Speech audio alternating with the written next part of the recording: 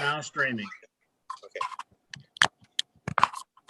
Okay, good morning, good afternoon, good evening, wherever you are in the world. This is Grant Cameron, and welcome to the 60 Minutes post-game show. We've gathered some of the best researchers around to do an analysis of what just happened on 60 Minutes. And for people who've been following Twitter and Facebook, we're going to have a special guest join us at the top of the next hour. And I think we got a story that's better than 60 Minutes. So stay tuned, or if you got to go somewhere, come back in the next hour and listen to what's going to happen. I just want to do one introduction today. I have my assistant, Desta Barnaby, who's running the show here. She's in the background. And just for people, a lot of people ask me, who was that person who took the blue anomaly over the house? Well, it was Desta Barnaby. Can you open your mic there, Desta, and give people a little bit of detail as to what happened with that photograph? Even Bob McGuire was asking me, who took that photo? Though you took a series of photos. Tell me about the photos. Oh my God. It's just, I did a meditation and went out and took a couple pictures. That's it. It was pretty cool. You had the three little blue balls flying over top of your house there. Yeah. And so it was really good. And so now everybody knows who took the photos. Thanks a lot. Okay, now I want to turn it over to my two hosts for tonight that are going to sort of run the show and ask questions and move the chat around. My one is an assistant that helps me out of Illinois. I always sort of claim that she's the great-great-granddaughter of Abraham Lincoln, but she claims she's not. Nicole Sackage, how you doing tonight? Hi, Grant. I'm doing well tonight. There you go. And you got the strange lighting behind you. You look like you're in another matrix dimension or whatever. Might be. You got your ambient lighting. I might be. Hey, thanks for helping to host this. You're the one that actually suggested this. And then the 60 Minutes thing came up and it actually fit in just perfectly that you wanted to do this disclosure panel. So thanks for helping me out here. And the other one I have is my friend who has the biggest paranormal UFO radio show in Canada from Spaced Out Radio, Dave Scott. How are you doing? I am great, Grant. Thank you so much for having me take part in this. Beautiful. I know you guys like this. I don't like the hosting part, so I'm going to hand it over to two of you, and you can introduce the guests that we have, and we'll go from there. Nicole, you want to start? Sure. I'll just do a quick introduction. Joining us tonight, we have brilliant researcher Cheryl Costa, and we also have Jeff Kingsbury from the podcast Strange Recon. We are also joined with MUFON board member and MJ12 researcher, Tom Whitmore. And we also have with us Melinda Leslie, researcher, experiencer, skywatcher extraordinaire. And we also have Don Schmidt, Mr. Roswell, and Bob McGuire with us as well, of Science Bob fame from Spaced Out Radio. So Dave, was there anything you wanted to include? We have a few others joining us later tonight, so we'll introduce them as they come in.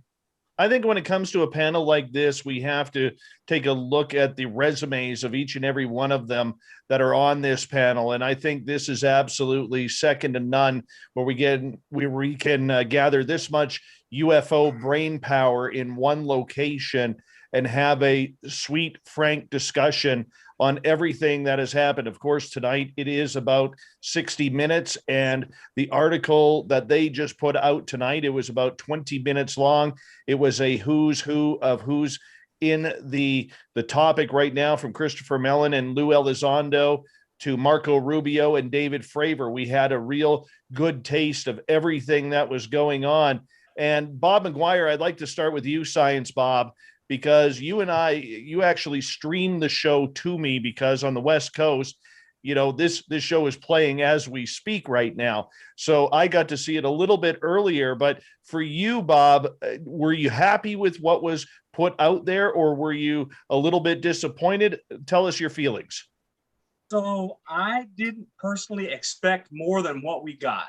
That said, I sure did wish we would get more, but we did get to see Fravor's wing person, Alex, who is a lieutenant commander in the Navy, and she is a super hotshot pilot.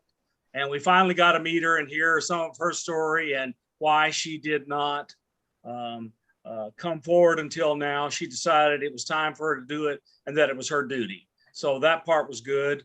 We also saw something I was not expecting to see, given all the hoopla.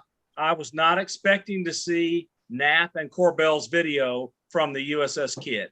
I thought that CBS would not run it because I didn't think they could, in the amount of time required, change their plan for not showing anything for which they did not have provenance.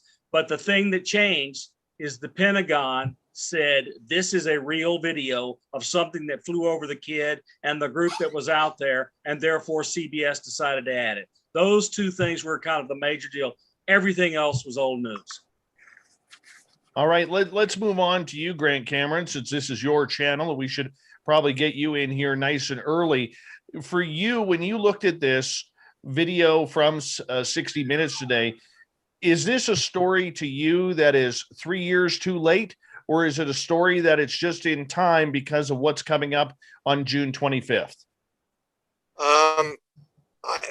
First of all, I was a little bit disappointed, but I almost like Bob, I didn't really expect much more. This is like the classic major media story where it's get somebody who believes, somebody who sort of doesn't believe, and you balance it out and you throw a couple of videos in there to spice the thing up.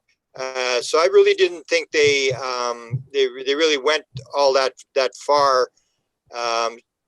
And you know, it was a story, but what they're going to say, whether it's Lou Elizondo or Mellon, that story was not intended for you and I and the people on this panel. It was intended for the guy on the street who doesn't know what's going on. And they may be going, ooh, that was fantastic. I know my mother was sitting there watching it, and she was like just watching it, and she didn't say anything, but she was carefully watching the video. And that's what I think they're going to go to, that it wasn't really intended for us. Almost like you remember the James Fox documentary where people all said, oh, it's the same old stuff. But we got to realize this wasn't intended for us. It was intended to elevate the consciousness of the general public in the United States. See, and normally I would agree with you. And I think it's great that 60 Minutes finally jumped on the bandwagon 3 years too late with this. And I know I'm being a little bit critical, and I'm probably going to take some heat for that. But I mean, with everything new that has come out, Grant, aren't you surprised that there wasn't more on the USS Kidd incident or what happened in 2015? Well, again, if you've dealt, with the media, you realize that these guys have, probably 4 hours of film and interviews and stuff, and they've got to cut it down to like 20 minutes. And most of the good stuff ends up on the floor, and they're just sort of like balancing the thing out. And I agree. I mean, it's late, but the stuff that we've got, like the guest we've got coming, is some new stuff that we're on the leading edge of knowing things that are important. Whereas I think they're just trying to sort of put out a fluffy story that interests people. So I can't really blame them. That's what I expected. And I think that's what Bob said too. It was no surprise to me what they did. I want to add one thing, Grant. We did hear a straightforward, directly to the point, a confirmation of what many of us knew from other sources, but had never come out in the public.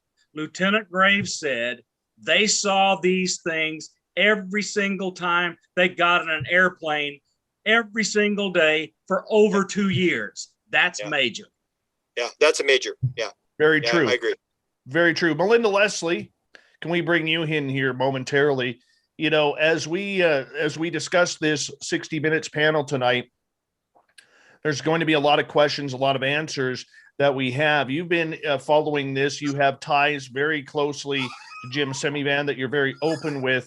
For you, looking at this piece, was this something that you were quite impressed with?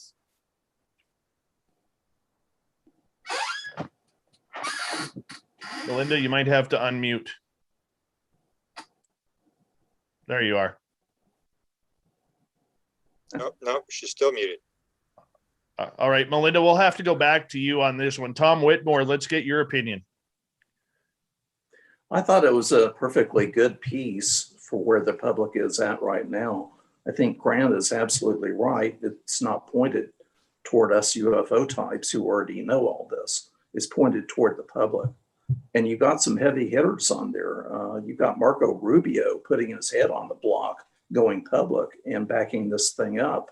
And then you have these very highly qualified pilots and Chris Mellon. So I think it was a perfectly appropriate piece at the time, in relation to this report that we hope will come out.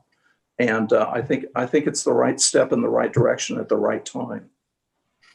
All right, Cheryl Costa, you have a brand new book out regarding UFOs and statistics, and you will actually be appearing on Coast to Coast AM later on tonight. So we should plug that for you if anybody after this wants to listen to your incredible knowledge on this subject regarding UFOs and the statistics.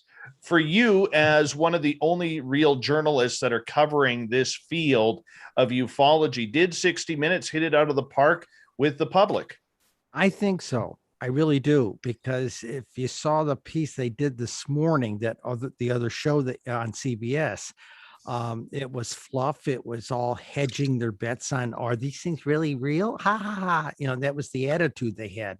I was expecting 60 Minutes to take this seriously. They had the thing, last year or so, or a year or two, whenever it was there with Bigelow. Okay. I wrote them several times and said, look, can we get a dialogue going here? And crickets, so I wasn't sure they were going to come out about this, but so much has come out recently. I think it was appropriate. I did not expect to get a call. We got the Omaha video footage showed up in the last 24 or 48 hours. I got a late night call from a journalist, CBS journalist, as a matter of fact, and wanted to know, well, are spheres seen very often? I said, they're the number 3 thing cited. 17,000 of them in the last 20 years, and 900 of them in 2020, and that was a low year. Yeah, they're seen. So there's interest. They're starting to talk. Yeah. So I think 60 Minutes did a good job for this first parlay out there to Ma and Pa America, who is still sipping the Kool-Aid from 1968 that these things aren't anything. Yeah. I'll just agree. Can you guys hear me? Yes. Okay.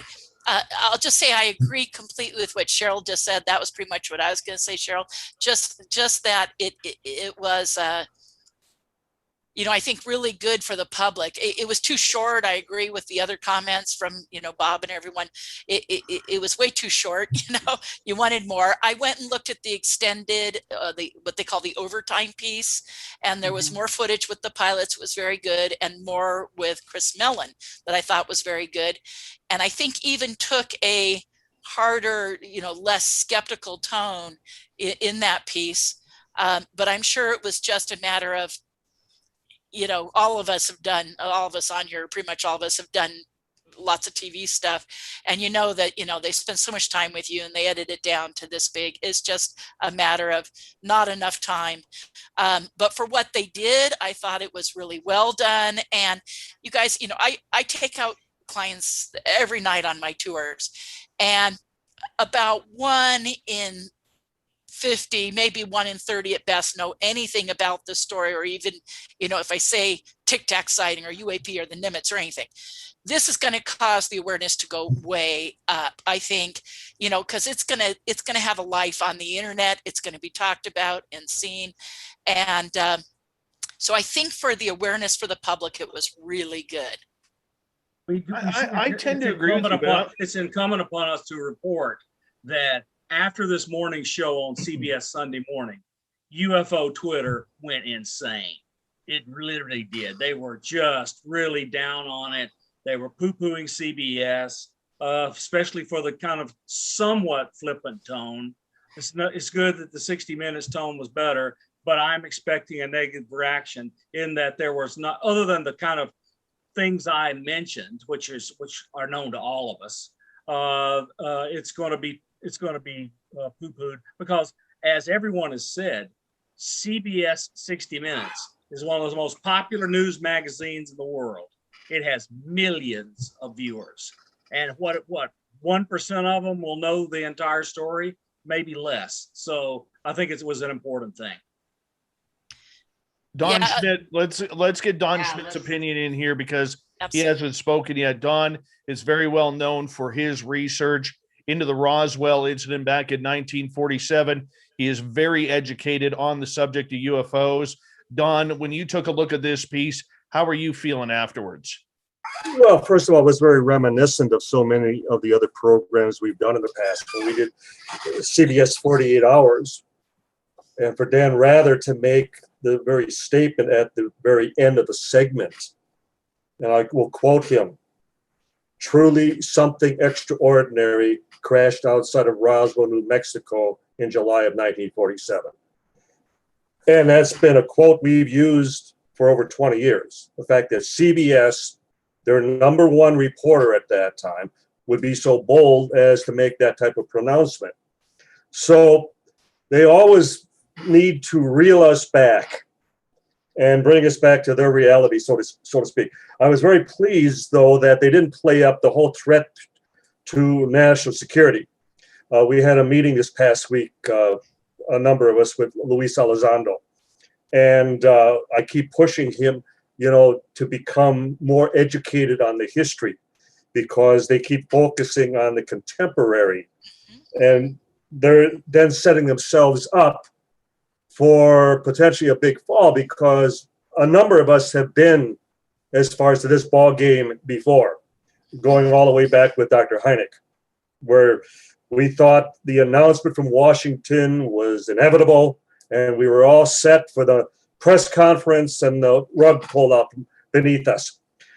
The fact that they played up the reality of these unknown objects, the fact that they allowed and they did not edit out Elizondo talking about the G-forces and the speed, and as far as the classic, descriptions that we've all heard about lack of propulsion and wings and tail section and everything. So they drove home the point that we were potentially dealing with something non-conventional.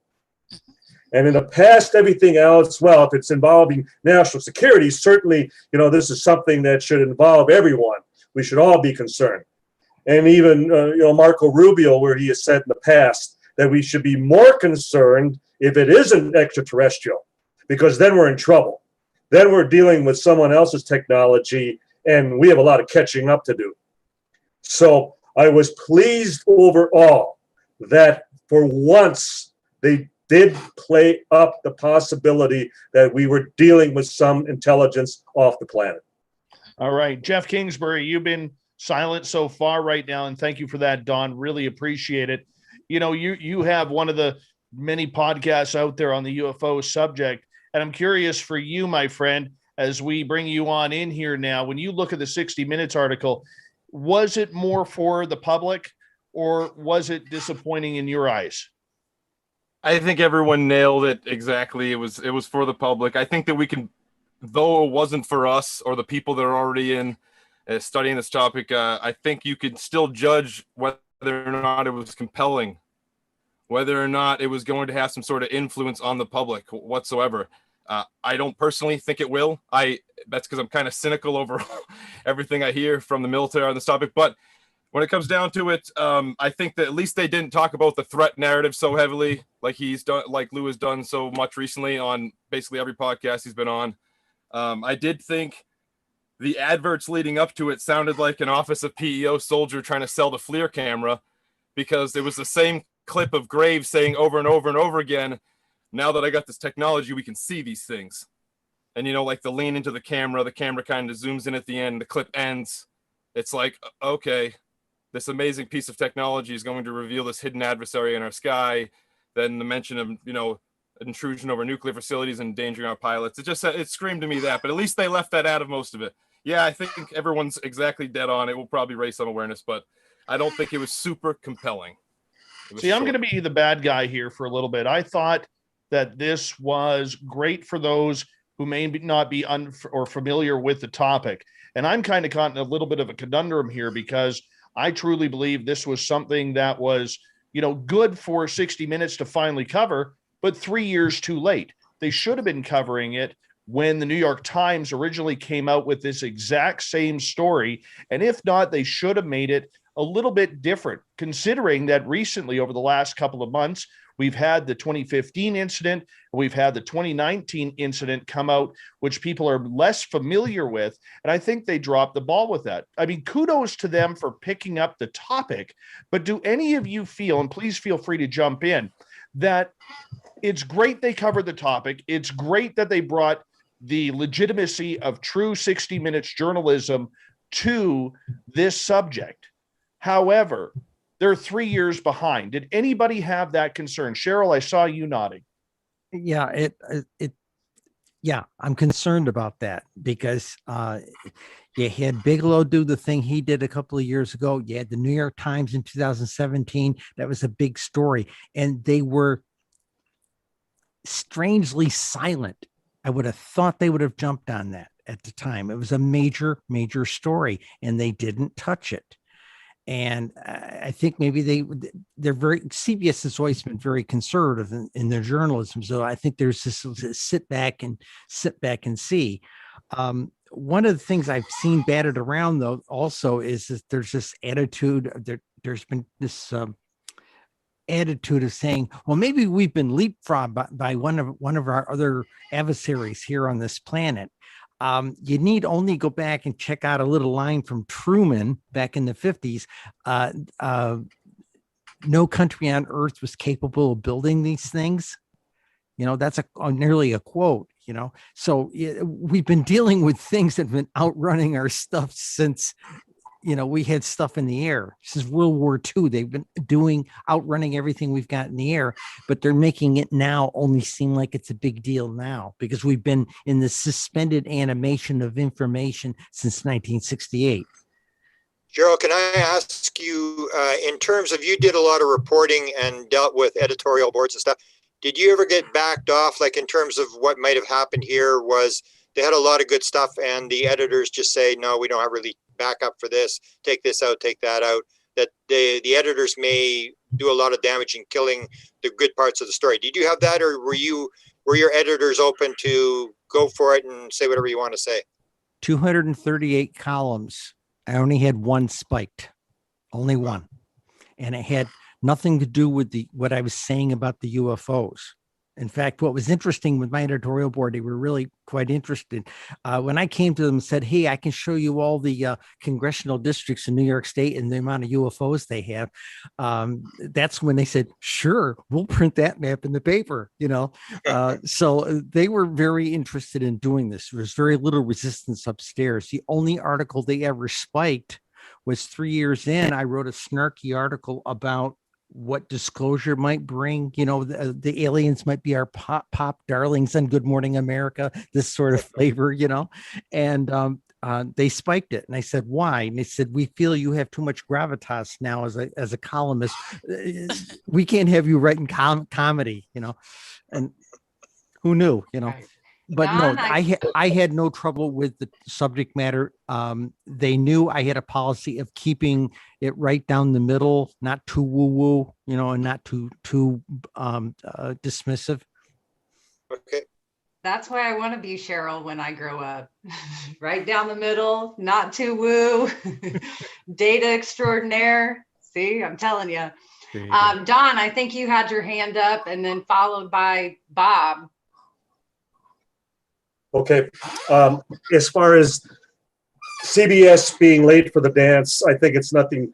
It's simply a case of it was a preemptive, you know, approach on their part. They wanted to be ahead of the game as far as before the congressional report from the Pentagon, and they can either say we told you so, or well, we've been on this all along. So you know, we're stepping up to the plate, so to speak.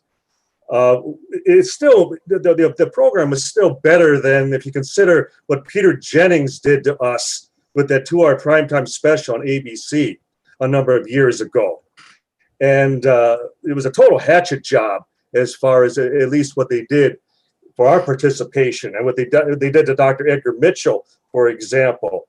So at least they brought out heavy hitters tonight, and they certainly can speak well enough for themselves. And who's to question as far as you know, the level of these pilots and the responsibility that they have in just securing the national security of our country. And, you know, as we've often credited such people, what better as far as witnesses can we potentially have? Those then monitor our, as far as our sovereign airspace on a day-to-day basis. And when they see something that shouldn't be there, who possibly could question that? And so, you know, again, I think we had wonderful representation tonight. Yeah, it was late, but nonetheless, it's still, as far as was very pro in many respects. Can I interject one point? Oh, and I would like to too, but go ahead, Cheryl. There is one thing I have noticed of late. I keep hearing some of these stories that are talking about this stuff keep saying, well, at least we've got credible witnesses with these Navy pilots. And I've had this concern that with this disclosure thing, we're all going to be left out in the cold. We're the experts here, but it's going to be, if we have congressional hearings, I'm concerned it's going to be swaggering pilots and a bunch of spooks. May I respond, Nicole? That was precisely the meeting we had, Luis, this past week. The fact that for as much and as many of us who have offered and sent material to Rubio's committee, we had the same situation with the late Congressman Stephen Schiff with the General Accounting Office. They were not interested in speaking with witnesses nor researchers or investigators. And that's the problem with the military, and then / the journalists who cover military stories. That they have a totally different mindset. They look at civilian researchers as non-participants, unfortunately. And what we have to keep in mind, there's next to zero knowledge of this subject within the military. As far as the new recruits, the new officers, the new pilots, they know nothing of this subject. And worse than that, the journalists who are to be our watchdogs at the gate, they know nothing of this subject. That's why they still have this constant knee-jerk reaction. This is the silly season. How could you possibly be taking this serious? Because we don't. Well, it's because you people are the unwashed naive who could give a damn about what's really going on. You get your news marching orders each morning in the newsroom, and without that, without your talking points, you know nothing. You hit the nail on the head, Don. Absolutely, Don. You know, I want to say something, not so much because I agree completely with Don, but I can tell you from the clients I take on my tours, and it's, you know, it's 5 to 10 people every single night kind of thing, except for tonight, obviously. But I hear these are people with a real basic interest. They don't know very much. Like I said, it's 1 in 50 who know anything about this story. It was such a short piece. Sure, I could find faults in it, you know, but I just saying, see, in the UFO field, the research community, we're very jaded. We live, breathe, and eat this stuff and known it for a long time. And sometimes you got to go back and say, what is the public thinking, you know? And did it fall short in a lot of ways? Yes. But I think its strong point was it brought the public along. And you guys, again, like Donna said repeatedly, you look at how TV has dealt with this subject in the past. And we're having a sea change in the medias, and we can say they're fault in so many ways, sure, but you can also turn and look at it and go, wait a second, we are getting serious media attention on this subject and on these Navy releases, on these pieces of footage. Every day, a friend of mine told me today, because I keep posting stuff on Twitter and you know, I'm trying to keep up on every once in a while. So a couple days go by, fall aside, and then I get involved in Twitter and Facebook and posting stuff. And a friend who follows my stuff on Facebook all the time said, how do you have the time to follow it? Because you're posting every development, every new piece of footage, every photo, every newscast, whatever.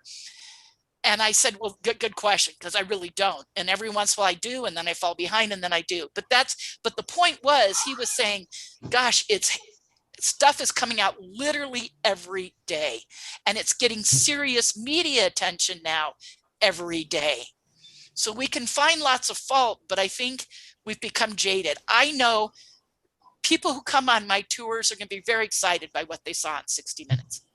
And they're going to feel very vindicated, and they're going to say, oh, Melinda was right, because I've been updating my people coming on my tours on this current disclosure story. So I think you guys just be careful that as a UFO community, that we realize, what is the public view of this? And shows like this go a long ways to changing the public view. So there we go. Let me drop in with a question for everybody. We see the numbers are 9 million that watched the show tonight. Do you think this helped? Because when we saw it coming, and I remember Dave telling me about this a couple of weeks ago, we thought it was the second coming of Jesus. I mean, the way people are talking about it, like 60 minutes, we're going to watch 60 minutes. Everybody tune in. It's like, so do you think this moved disclosure, the ball down the field? How much effect do you think this is going to have on this initiative by Lou Elizondo? And I can make a point that I had in my podcast today where I said, this is nothing new. This started in 2015 with Tom DeLonge and Hillary Clinton started talking about it. Podesta was talking about it. In 2016, I was told the big man is going on 60 Minutes. And I put that all in a book that was published in February of 2017. That was 8 months before Elizondo and all these guys came public. Semivan, I identified Semivan. So in 2016, they were already talking about this thing that the big man was going to go on 60 Minutes. And I believe they meant Semivan and not Elizondo. But so my question is, how much do you think this moved the ball down the field? Are they actually making some progress in terms of getting articles out and talking to major media? Because this seems to me a planned effort by somebody above Elizondo, that this is orchestrated, and they're moving this thing out to the. And how well a job are they doing based upon what we saw in the last, not just in 60 Minutes, but the last couple of articles that have come out? Well, Grant, I'm gonna throw a little humor in on this, because Tom DeLonge on Twitter 4 hours ago posted this. For the record, at To the Stars Academy started all of this. I was surrounded by heroes that came out of the shadows of CIA, DOD, and Lockheed Martin Skunk Works. Together, we changed the world and its effect, which will be felt as a downpour of reality-changing information for years to come. So we obviously know that Tom is taking full credit for this. And I say that quite frankly out of a little bit of a laughter here, because I don't think for a second, maybe it's just me, but I don't think for a second that Tom really set this up on his own. And the fact that, since Luis Elizondo, Chris Mellon, and Steve Justice left the To the Stars Academy back in December, the fact that he's trying to get his name back in there for a quick second, I think is kind of funny. Well, I'm just making the point that we have to give some credit to Tom DeLonge and to Hillary Clinton and John Podesta and Obama, because I think that's where it came from. These things do not fall out of the sky. Bob can maybe answer that. I mean, this is not something that is making it look like in the last 6 months, suddenly the American military found a religion and suddenly they're going to disclose. And I wrote this in a book in 2017. Exactly what has happened tonight is in my book in 2017. I said this was all going to happen and nobody believed it. And I kept getting told, because I had inside sources, and they kept saying, they're going to drop this thing. They're going to drop this thing. And then when Hillary lost the election, I said, okay, is it over? Is the big drop going to happen? And he said, no, it's still on. It's going to be bigger. There's a lot of people involved, and a number of high-level officials in the government are going to go public, and they're going to bring disclosure. That is exactly what has happened. So I want to point out a couple of things. First of all, 9 million viewers is a typical CBS 60 Minutes number. They have about 9 or 10 million every week, but it's 9 or 10 million people that don't know a thing about UFOs. So that will move the needle. That's enough to move the needle. Okay, that's number one. Number two, 60 Minutes, talk to Rubio, talk to Elizondo, talk to Mellon, and they missed a very important development and point that happened in the last month. The single most important development at the official government level is that someone stirred their friggin' pot and got an inspector general to blow open the doors at the Pentagon.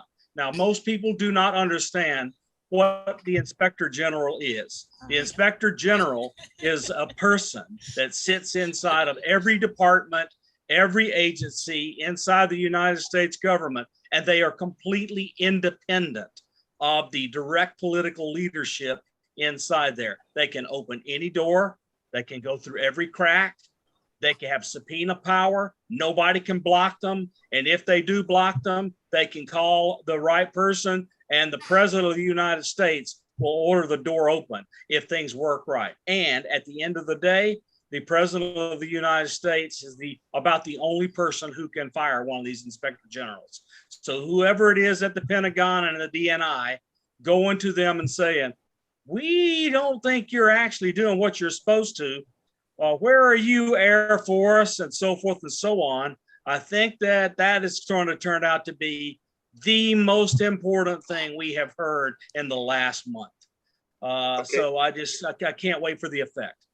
Yeah, and so just to give people a heads up, that is our witness that's coming on. We'll be talking about that, and I think he's going to clarify there was actually two complaints. There's two investigations going on, Inspector General investigations. So he will talk about that. But I'm glad you pointed out the fact that the Inspector General is the powerful guy. It's not like you can play a little game. He can go where he wants. This is extremely powerful guy that is now in the game. I want to remind people one piece of history. In the last administration, the Inspector General in the Department of Justice was the one person they couldn't stomp on and stop them from cracking open doors. And the Inspector General and DOJ fought against and did not succumb to all the pressure to shut things down. Anyway. Well, I can say this. I don't think Grant wants me to give it away. We didn't say his name yet, who our guest is later, correct, Grant? Okay. Right. But our guest coming on later is directly involved in that happening and is part of the cause of it. So he will cover that. So in the next hour, we'll hopefully get to that. Cheryl, Don, and then Jeff. Let's go in that order. Jeff keeps raising his hand. Jeff's had his hand up for a while. Go, yeah. Jeff, and then come back to me, please. I just don't. I know that you guys are going to kill me, and Grant's viewers are going to kill me. I'm going to be a complete heel here. I'm sorry. I really am. Okay, and I'm just this idea, and Bob, not to disagree with you completely, but I do. This idea that the Inspector General is somehow some being that's going to make sure everything goes legitimate. This is going to make some of you sick, but I would like you to recall the endless criminal cases that get swept under the rug in the military all the time, so the military doesn't lose face at all. They give 6 to 10 months of space to the unit commanders, which are 4 years out of college. Some knucklehead running an infantry unit or something. You know, someone beats up their wife and they sweep it under the table. And this happens on a daily basis. And when I was out of the military, I was working in TV production in New York. And I just happened to get a show came my way in development that was about the military. I thought, oh, this is going to be great. And guess what it was about? It was about the tens of thousands of cases of people left to their own devices when IG just said, you know what?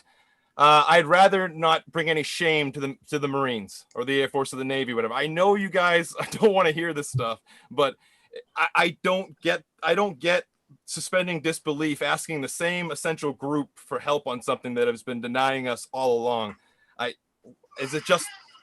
I'm sorry. I'm in the company of guys like Don Schmidt, and I feel like I'm never going to be heard from again after this. I want to fire back. I want to fire back in disagreement. Okay, so let's have an argument. The United States Senate demanded they give an answer. That is not some guy who beat up his wife. I would just say in pure numbers alone, it's so disturbing that you would then think, well, I don't know if this is a trustworthy source in general, if just the sheer abundance of criminal cases were, I don't even want to say it, it's disgusting. I've been witness to it. Quick comment, not to interrupt Cheryl, but given again the ignorance of the Senate or anyone in Washington, they're going to accept anything as the truth if it's presented to them as the truth. It doesn't mean that it's going to be accurate. It doesn't mean that it's going to be anything close to the truth. It's going to be the truth as they define it. And having said what I said, I know that a bunch of my brothers are going to reach out to me and tear me apart now, but it's the truth. Sorry, guys. All right. Oh, I'll Jeff, mute now. Jeff, it's a valid point about cases like that. But like Bob said, maybe the difference is, you know, where the complaint is coming from. It will, all of these things, everything remains. The task force getting the data, going to the DNI giving a report to Senate, and whether the Inspector General, the IG, goes forward with the DOD. I mean, all these are things we're just like waiting with bated breath. Are they going to happen? I think a report will go from the DNI to Senate. Will they make a public report? They're saying they will. All these things remain, you know, so we're left just, and again, you know, it's like not only have we become jaded as researchers, but we also, no, Jeff, no, I'm agreeing with you in some ways, but we've also but we've also become really jaded, and for a good reason, about trust in the media. We already discussed that, and trust of the government and everything. But we have to hold their feet to the fire, sure. And it's, you know, I just feel, and everyone else can join in on this, that the ball is way further down the field than I've been in this for 32 years. I know Don and Tom, and people are going to laugh at that because they probably have, you know, a good 20 years on top of me, even, you know, at least, right, Don? You know, but in 32 years, it's never moved this far along. What was I? I was 5 years old. I know. I do. That's why I said Don will just go, what, you know, but we've never been this far. You have me 80 years old. My God. I agree. The ball is rolling, and I don't want to sound like I have no hope whatsoever, because I do think at least we'll see some sort of scheme, and I'd be happy with just little tidbits from whatever classified report came out. So like Rubio comes out and gives us what he, you know, briefed. I'd be even happy with that, but doesn't mean I necessarily have hope. Okay, let me make a point on this with the IG. It's not just the IG, but the guy who filed the complaints is a guy who's taken the government down a couple of times. They're not walking around. There's not going to be, you know, he knows how the game's played. He's taken on a lot of big times. And when I heard it, I just said, oh my God, we could actually win this thing. When I heard who was filing the complaints, it's you can, if you're an inspector general and nobody's putting your feet to the fire, but this was filed by somebody who knows how the game is played. Okay, Right. well, here's my thinking on these IG. When I saw that article come out, my spouse could hear me rant in a happy way. The lawyers are involved. Okay. And my thinking was this: when Elizondo and I, when I interviewed him the first time, I've done it about 3 times. When I interviewed him the first time, one of the conversations we had was about the fact that he couldn't get things up to Secretary Mattis. It kept stopping in middle level management someplace. There's a systemic problem. And in fact, one point I told him, I said, isn't that dereliction of duty? I mean, I was in the 2 services. I think that's dereliction of duty, you know. And then there's the other issue of when all the Navy pilots started dealing with this stuff on a routine basis in the last 10 or 15 years, none of the intelligence agencies wanted to touch it because of the stigma. If that had been a new Chinese jet, oh, they would have been all over this thing. So again, there was the stigma thing, but the duty still had to be accomplished. The research or whatever, the intel stuff had to be looked at. And it wasn't. There's dereliction of duty at a systemic level here. Okay. And I think the IG will get to that. I know they don't always get to all the domestic abuse cases, but they do go after systemic things. And I think this will be a good thing. Cheryl, I'm with you in that someone I know involved who's going to be our guest, you know, and when he gets into it, he'll explain, I think, exactly what you were just saying and why they think it'll make a difference and what they're planning to do with it. I do know, I can say this, that there will be a meeting in DC with the IG over this next week. I've been told that. And again, he's going to come on, so I don't want to put words in his mouth. But anyways, so, you know, I know they'll take it as far as they can. And like Grant said, this is someone with a real track record for making a difference, you know. And even you mentioned today this thing about, we'll hear about where they're trying to get the continuance, where they play these little games inside government. And when you get somebody who knows how the game is played, they can stop these little games. Because that's what we're hearing, is that they're going to try to get a continuance, which will take this thing off the table and nothing's going to happen. It'll just disappear. Well, this same person told me today that they think what we just witnessed on TV will go a long ways as far, and other media attention, as to be additional evidence that against the continuance. In other words, there's a ball moving forward and gaining speed, suggesting that they address all these things sooner rather than later, and it's gaining momentum in such a way it's starting to work against the continuance thing. When he comes on, Grant, remember to ask him that when he comes on. He'll talk about that. We'll remember. Yeah, about how this is thwarting continuance. So we'll ask him about that. What I've been surprised in the last couple of days, I mean, I think I've learned more in the last couple of days than a long time, is that this thing is way more planned than I thought it was. That they actually, because you hear Lou talk about it, that we've got this thing going and we've got this plan and we're moving into second gear. I now believe that this is the fact, that they've got this thing well oiled. They know exactly where they're going. They've got a game plan and they're carrying this thing out. And I'm very impressed with what they're doing. And I was sometimes one of their biggest skeptics as to whether they're going to get anything done or what the ultimate motive was. I'm much more positive about what Elizondo and these guys are up to after I heard in the last 24 or 48 hours of some of the stuff that has gone on.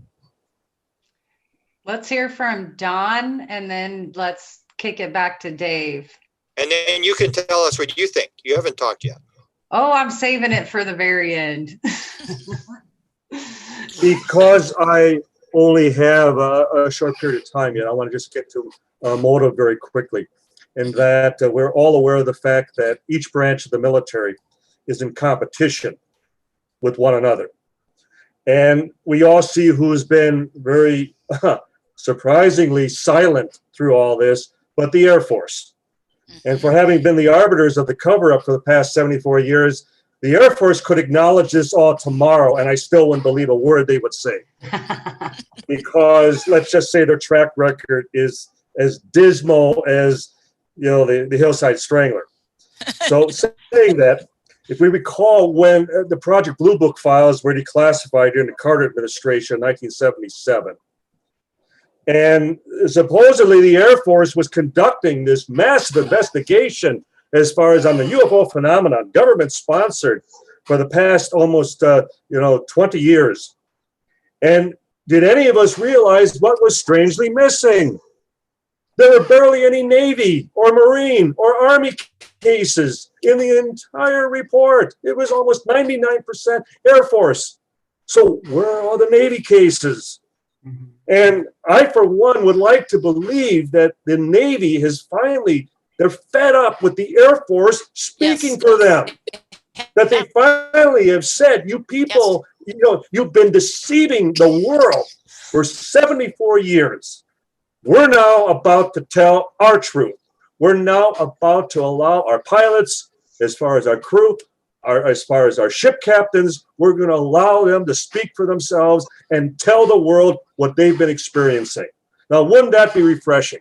Yeah. Because, again, I guess we should almost anticipate that the Air Force may still play or pull some preemptive strike that, oh, we were just looking out for the American people and we just didn't want to damage, religion as they know it, and we were just maintaining national security. Well, that's a bunch of bull. We all know that. So what we all need to do is encourage the Navy like never before, because as we've often heard throughout our own research, that there's this growing faction within specifically the Navy that wants this to all come out. They too want answers. And that's where we need to continue extending our own olive branch of cooperation. And I know forums such as this and all the people I'm sitting with this evening, you all agree with that.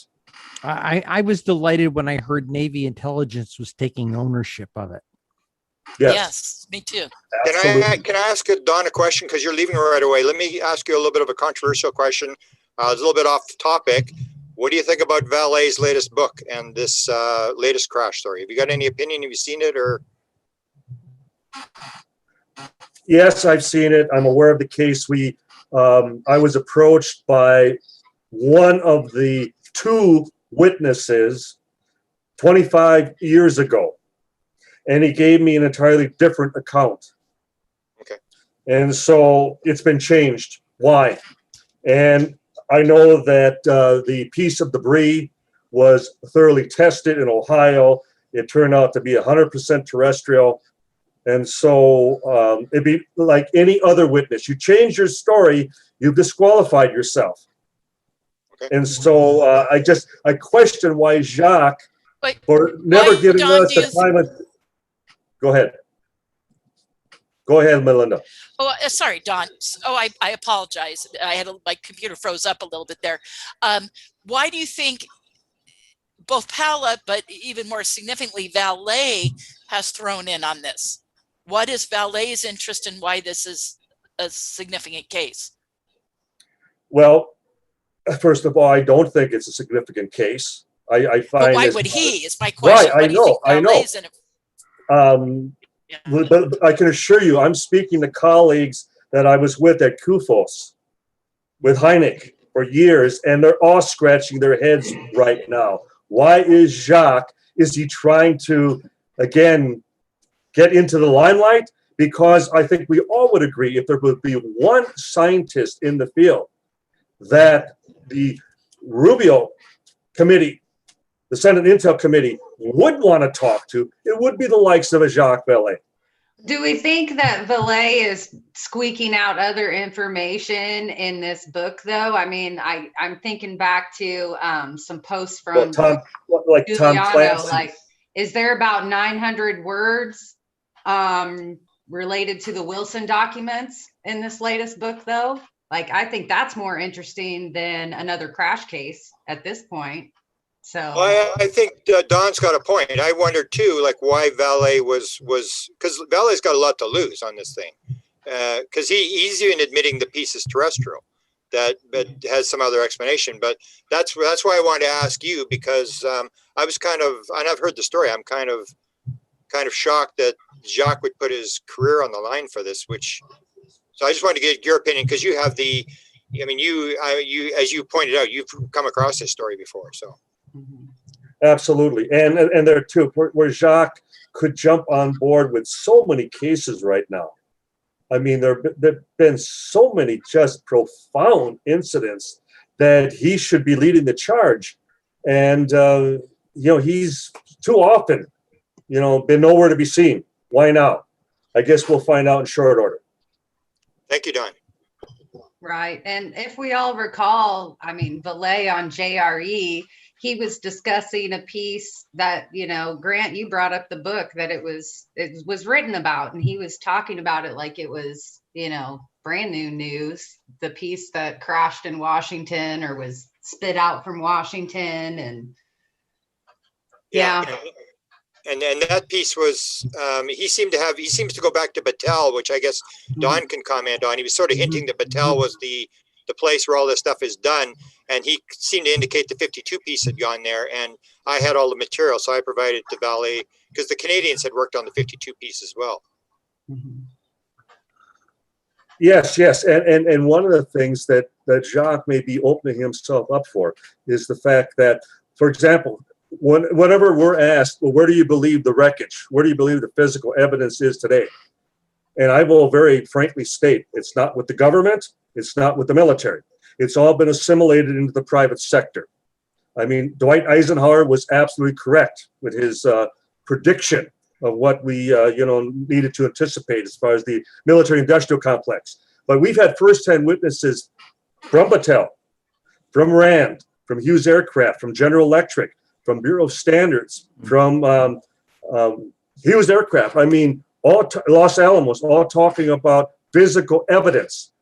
And the point being, these are all private corporations Maybe this is also a way to try to, once again, in the case of the military / Navy, get a handle on the situation because they lost control of it decades ago. Maybe this is their way of once again asserting their authority on a subject that they should have the foremost, position on, and yet they lost it many years ago. That kind of brings us back though real quick to that Office of PEO Soldier. These guys walk around like that movie with Robert Downey Jr., Iron Man, and the sidekick that's like the liaison. That's how they are in the military. They walk around with these huge accounts and they are like gods. They get untouchable. So I don't see anyone bullying these guys into making the military taking a stand over these third-party companies. I mean, but these people are too powerful. We call them daddy warbucks while we're there. Like Yes, working with yes. certain systems. Sure. They fund all the scientists as well. It becomes like hush money. Yep. I know yeah. Let me ask Don one more question. Again, not related to the 60 Minutes thing, but another sort of controversial thing that's come up that you had one of your authors that joined you, Tony Bragalia, and the medal controversy with DIA. Have you followed that story? What do you think about that? Well, I know Tony Bragalia is standing as far as firm on his position that he asked specifically for documentation regarding physical evidence. And over the course of a couple of years of FOIA requests, that is what they finally responded to. And they specifically mentioned physical evidence.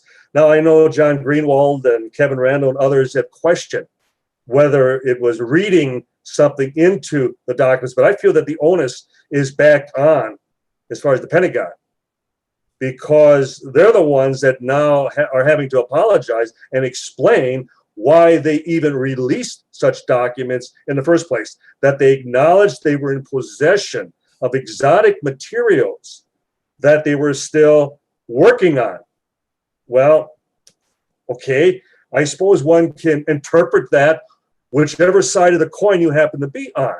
But nonetheless, we know the military, they're usually very black and white. They don't answer any questions. They don't volunteer information. They only address that which they've been asked. And in this case, they did. So I will continue to encourage Tony to keep after this, because one has to always ask, what if they slipped? I mean, we're not dealing as far as with infallible individuals who just always cross every T and dot every I. They have, made mistakes throughout the years, and maybe this indeed was one of them. Beautiful. Thanks. Now, I have one little side note. I don't know much about Tony, but I have kind of given myself a crash course in some of the articles he's put out over the last years. And nitinol is what always jumps to my mind. Don, can you give us a few comments on nitinol and what that is and what people are looking into with it? Well, as far as Grant mentioning even Battelle Institute, what was interesting is that when Tony, at our request, was asking specifically Wright-Patterson Air Force Base, where we can document, it's a matter of historic fact, because even the Pentagon put out the press release that the recovered wreckage from Roswell was being transferred to Wright Field at that time, Dayton, Ohio. So the request from Tony concerned where the wreckage went and if it stayed at Wright-Pat or if it went elsewhere. Well, then when Wright-Pat was suggesting, well, you need to check with Battelle. Battelle is just down the road in Columbus, so the thought being that they were in close alignment even at that time. And then Battelle was responding in like fashion. Well, ask Wright-Pat. Mm-hmm. Well, he went back and forth with them, and finally they discovered there was a progress report.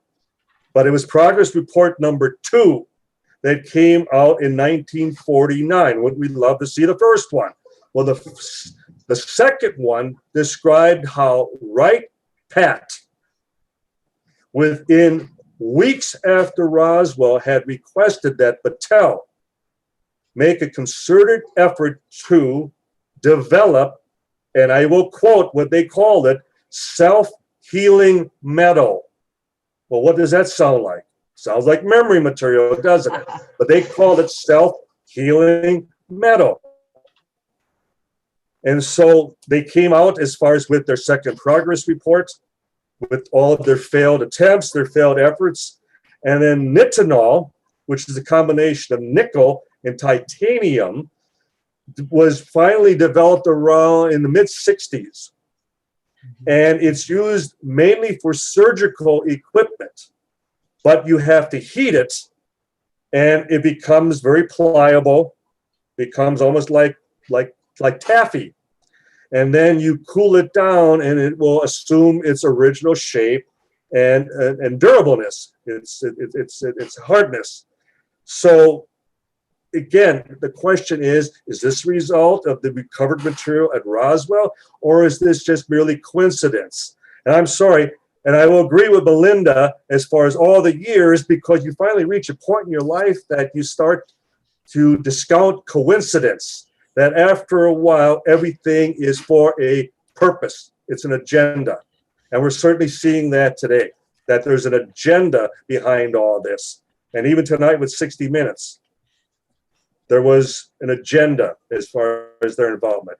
I agree, Don. And, you know, one of the things that we have been discussing quite frequently over the last 6 weeks on Spaced Out Radio, and Bob McGuire and I had a topic of conversation about this recently, is why now? Why all of a sudden, after 70 years of cover-ups, after 70 years of making people look like fools, putting people in psychiatric facilities, and even worse, making fun of people, why now? That is the most underrated question that we have going right now in this entire field when it comes to the UFO phenomena. Look, we could sit here, we could hear all of the military stories all we want, but still the fact is we know this story has been covered up for decades, and they have made us look like fools, people researching this field. So for the fact that the government is now trying to play the hero with some sort of agenda, I agree with you on that, because the way I look at it, and I could be totally wrong on this, but there is only two reasons that there is the reason why they are bringing this up right now. Pardon me. Okay, number one, we could go with Dr. Greer's fact of this could be some sort of fake alien invasion false flag. I don't buy that personally, but that's one.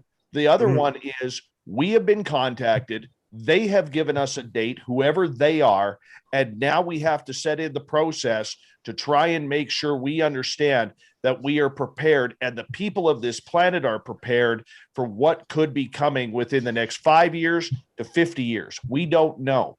Now, a lot of people will say, oh, Dave, that's just conjecture, but there's no sense. And this story makes no sense as to why now there is all of a sudden all of this reasoning that we have to be taking UFOs seriously. And Dave, I would agree certainly as far as a false flag situation, and that would be strictly for a political agenda. Whereas if we're talking about anybody in this chat, you know, this room tonight, who believes that the government / military is doing this for the public's well-being, or more unlikely that they're doing it for ufology's well-being, we're kidding ourselves. That's where, and you're right, Dave, we have to question, why now? Why are they doing this? Because it is not for our agenda. It is their agenda. I think it's because Mellon and Elizondo have checkmated DOD. Good point, Tom. And on that note, everybody, I'd like to welcome to our discussion Mr. Danny Sheehan and guest. Well, I can tell you who the other guest is with him. That's Mark Sims.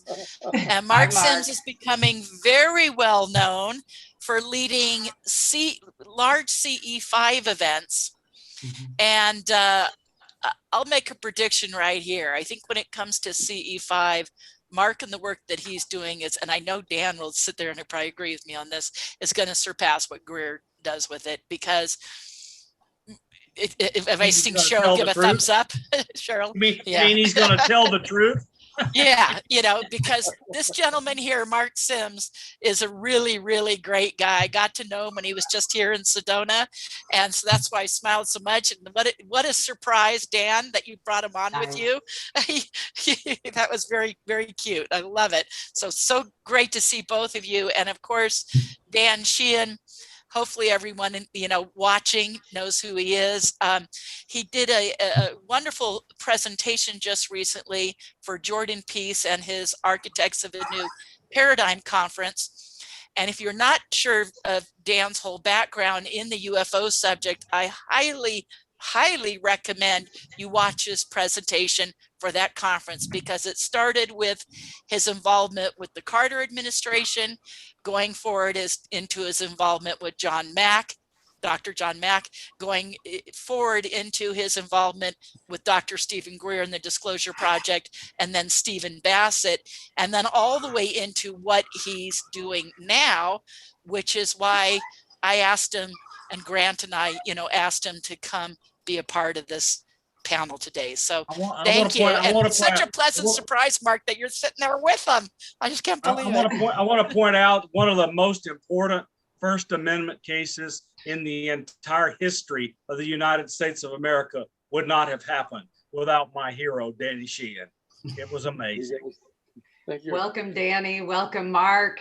Far out, you guys. Beautiful introduction, Melinda. Oh, thanks. Well, I'm just so thrilled to have them both here.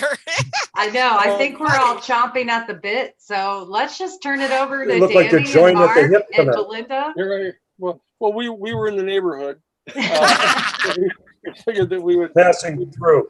We would stop in. This is the Mark's annual pilgrimage to come out here to Borrego Springs. And I have a very, very dear friend who's out here, one of our major supporters, who's 95 years old, and she comes out here once every month to do pottery and stuff. So I was coming out to see her, and Mark and I were in the neighborhood. So we said we'd jump up on the little chat room here, and it's I have as some of you know. Have been talking for some time about this because of with Dr. John Mack. John and I were at Harvard trying to set up this new paradigm institute, this worldview institute, to try to talk about the fact that people who are coming at this issue of extraterrestrial intelligence and the UFO phenomenon, et cetera, people tend to prism the whole experience through their own lenses of their worldview. And so therefore, the people who are authoritarians or militarists, they view them as this extraordinary threat. People who are sort of utopianists view them as sort of the George Adamski thing. They've all come from outer space to help us save ourselves from ourselves, and the scientific logical positivists are viewing them as this strange conundrum that's sort of somewhere between the borderline of the material realm and this other realm, whatever it is. So I've been just making myself available over this time since 1977, when I served as special counsel to Jimmy Carter's investigation of the UFOs and extraterrestrial intelligence with Marcia Smith at the Congressional Research Service, and have been fortunate that because I'm, I don't know, maybe one of the few lawyers that pays as much attention to this as I do, I keep getting invited by people to represent them in different contexts, when they're afraid they're going to get threatened or their security clearance is going to get yanked away or whatever it is. And so I've been invited. I have to appear in front of the Inspector General of the Defense Department on Wednesday in Washington, over by Zoom now, representing Lou Elizondo, because he has filed an Inspector General complaint against the Department of Defense for holding back information about the UFO phenomenon. So I've been leaning on Lou and Chris Mellon to say in public, what I know in private and talking with them in representing Lou. Well, they didn't do that today on 60 Minutes. They did the same old shuffle of, who knows what they are, even to the point where, every third of the way through the show, at every single point, somebody would come on and say, they could be an awful threat. They could be who knows? They could be from China, and Marco Rubio, if they're from China or something, we should know about that. And so that whole thing is going on, as we all know, at a very low level of consciousness about this entire phenomenon. I mean, they're way below the horizon on this discussion. But it is certainly something like Melinda, when you said, what do you think? Did he hit a home run? I was saying it's more like a drag bunt. We've got a runner on first base finally. We got somebody on first base, but there's nobody's getting ready to drive him in. So with this idea of what are they all doing? What is it they're up to? What is the agenda that's going on now? We know perfectly well that when guys like Hal Puthoff and Kit Green and the other folks and Jim Simovan, the people that are working at the To the Stars Academy, perfectly well that I've said it 1,000 times, they're clearly choreographing some type of, limited modified hangout, just like with Nixon, in the Watergate burglary, he was trying to figure out, let's give him a little something, but don't tell him what's really going on here.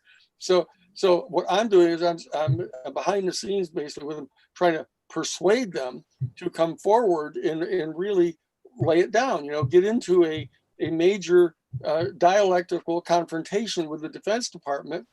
So what we've done is we've expanded the Inspector General investigation that Lou has initiated against them because he thought they were going to try to stop them from releasing the 60 Minutes thing, right? And so that we put together a complaint in the Inspector General's office, going after them for potentially retaliating against him. And then what we've done is we've expanded it into this other more general investigation to try to get the Defense Department's the Inspector General's office to come forward with what it is they really know about the UFO phenomenon. It's a whole separate Inspector General investigation. And so we've got one going on a whistleblower, if they think he's saying things that he shouldn't be saying. And then we've got one for retaliation, which is a separate division of the Inspector General's office, in case they're retaliating against him for saying something that he's perfectly authorized to say.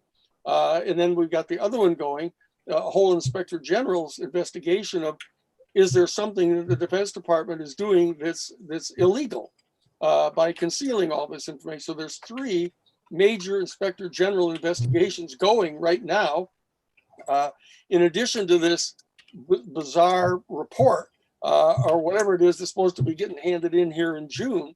But it's clear that a potential report coming in from the UAP task force inside the Office of Naval Intelligence is supposed to be coming in June.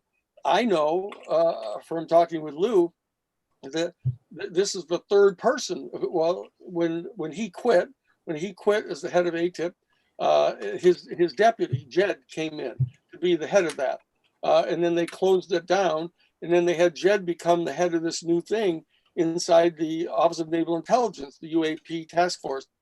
And then Lou was having conversations with him because we were trying to get him to do what should be done, and so they removed him.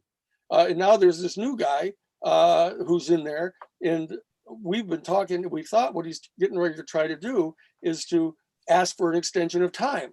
You gave us this deadline of having to get this in within 180 days, and we need more time. I mean, it's a typical classic foot dragging operation. If they can just delay it longer and hope the news cycle goes on to something else, like the Palestinians and the Israelis having a recent fight, they're hoping that people will forget about this. So what I'm hoping to do is from the point of view of being asked to represent different people at different times about this whole issue. I've never changed my position. I think that we should talk about this completely and get everybody involved in talking about it. It's the most important issue that I've ever seen in the public issue area, and I've seen a few, as you know. And so, but this is the most important one of them all. And so, you know, now I'm talking to guys. For example, we were talking with a fellow, a Central Intelligence Agency guy, who was in a division which is electronic intelligence of you know, monitoring all kinds of electronic signals in and around the planet. You know, and I mean, this guy's a full-time Central Intelligence Agency guy, and he says, well, of course, we know that the stuff that happened at Roswell, that really did happen. You know, he's just sort of talking about it as sort of off the cuff. He says, of course, that all happened. Like, you know, and I figure that's progress. You know, when you're getting people from inside the CIA sitting right there telling you, yes, sure, that happened, of course. It was because of Don's work, you know, among others, making it just kind of irrefutable. And so that they finally give in when it becomes completely irrefutable, they'll acknowledge that it's true. But it's not clear to me yet exactly what it is or why it is that this drumbeat has started here. This whole kind of acceleration of talking about this issue, acknowledging that it's, quote, real. But I clearly don't go as far as Stephen Greer does and say, well, they're obviously getting set to, you know, undertake some kind of a false flag operation. And so they're trying to, you know, beat the drums about this terrible threat. I don't think that's what's going on. But I don't know what's going on. And one of the most important principles that any of us can follow, as we all know, is don't pretend you know more than you know. Because, you know, more damage is done by people thinking they know what they're doing. Really quick, excuse me, Yeah. Dan, just to interrupt you just briefly, because Don Schmidt's got to go soon. And I know we just wanted to make sure we thanked Don for his participation. He was just texting that he was so glad to have heard you come on and say what you said. But Don, thank you for all your input and what you did, you know, with us today. Oh, Don, your mic is off, Don. Don, your mic is off.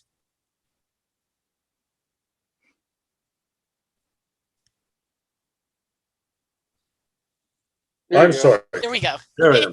No. Again, I'm very pleased at this announcement, Danny, because if anybody will get their attention in Washington, because like the old John Wayne comment, they'll know that our intentions are serious.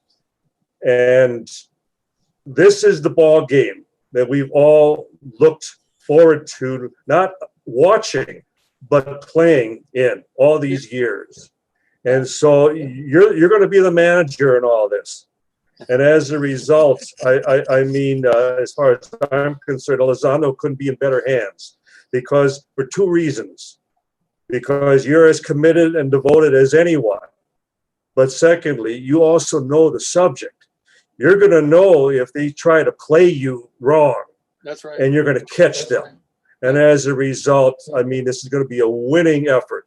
So I applaud you. I wish you well. And certainly, if there's anything that I can do personally to assist, do not hesitate. So far out. Absolutely, Don. It's a deal. It's a deal. Well, thank you all. It was wonderful. We'll do it again. Look forward to it. Please, Don, join us again. Thank you, Don. Anytime. Bye, all. And Don, so good to see you. I love you. So good to see you. Thank you, Don. Don and I go way back. All the girls love Don. Don and I go way all back. the ladies love Don. I've been involved in a lot of research with Don, so we go way back. Okay, whatever you call it. Now, Dan, we'll come back to you, but since Mark Sims is right next to you, maybe move your camera over a little. Mark, did you see the TV show? Yeah, we watched it together. Okay, what was your thoughts on it, since you're sitting right there, and you guys, you know, Mark Sims is going to become a bigger name very rapidly in this community. I have absolutely no doubt. Thank you, Melinda. That's very kind of you to say. My thoughts, I was underwhelmed. It was just repackaged information. And I thought it was, as Danny so eloquently put it, a empty sandwich. A nothing burger. Or nothing burger. Yeah, he calls it a nothing It was a burger. nothing burger. Right. And it's the only thing that was somewhat alarming is I felt that the interviewers kind of baited the pilots into saying, things like, it's a threat, it's a threat, it's a threat. This is, I just don't, I think it's pretty clear that they were, even in the recording of the video, they're not feeling threatened. They're amazed. There's something very exciting about what they're witnessing. And there's no threat whatsoever. At least that vibe doesn't come across in these videos where the pilots are being, recorded. Whooping it up. Woo, Whooping look up, at yeah, that guy. woohoo! Yeah. Well, just look at that. So I just feel like there's a bit of a spin, and that to me is a little concerning. It's a concern to all of us. Right. But and I don't know that it's a false flag potentially, but it certainly gives the military industrial complex ammo for getting more funding. Anywhere there's a potential threat, that gives them an excuse to raise money and get public support for that. Exactly. I I saw this all along. Like Grant said, it's been planned out all along. And Dan, I'm sure you can address it even more. But I just kept seeing it as the big money grab, and once I think Grant, you brought this up recently in an interview or something where you were quoting Jim Semivan when I said, is there anything I could ever say that would blow this for you guys? And he said, yeah, don't blow the money, don't stop the money from coming. So can we get Danny Sheehan to talk about safe, I was surprised when Danny talked about the fact that Lou Elizondo and Mellon don't buy into the threat. I was kind of surprised. Oh yeah, can you talk a little bit about that? Yeah, please. Yeah, no, it was interesting how it first started. It first started that Lou reached out to me because he was pissed off that they were saying that, look, this Lou Elizondo never had anything to do with the Advanced Aerospace Threat Identification Project, and besides, no such project ever really existed. That was their first kind of response.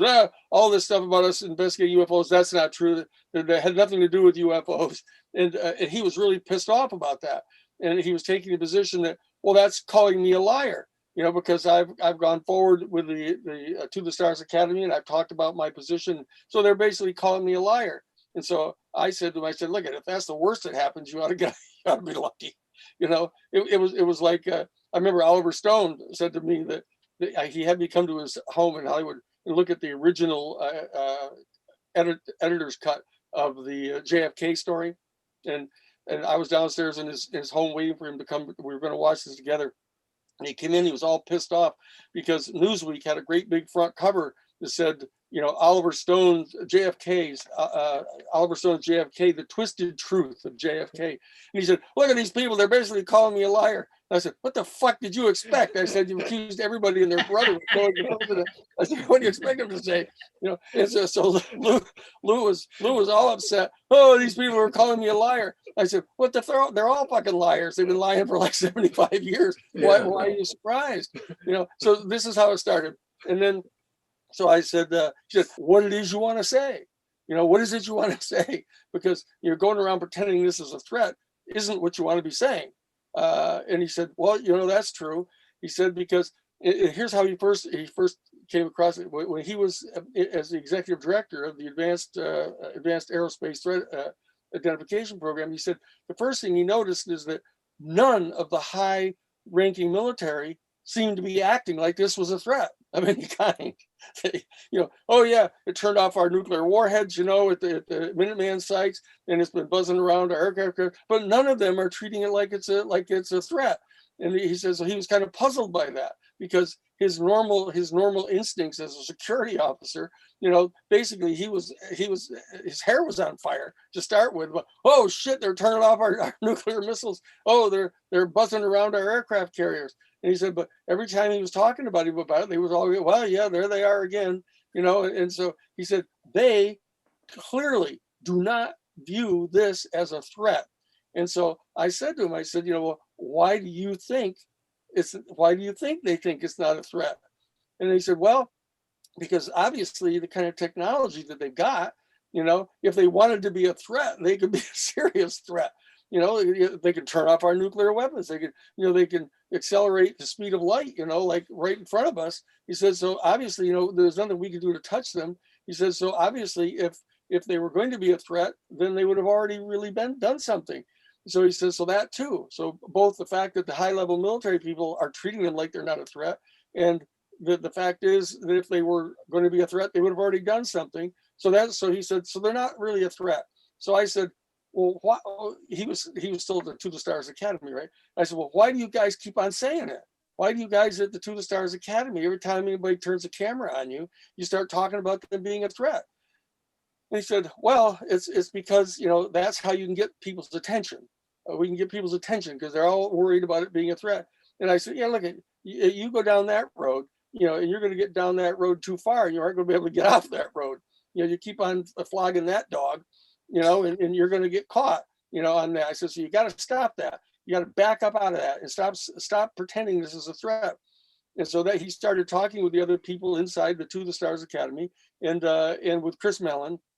And Chris and he both started getting distressed over the fact that the To the Stars Academy people kept on telling them that they had to be presenting it like it's a potential threat, because they were trying to get Congress to have an investigation about it.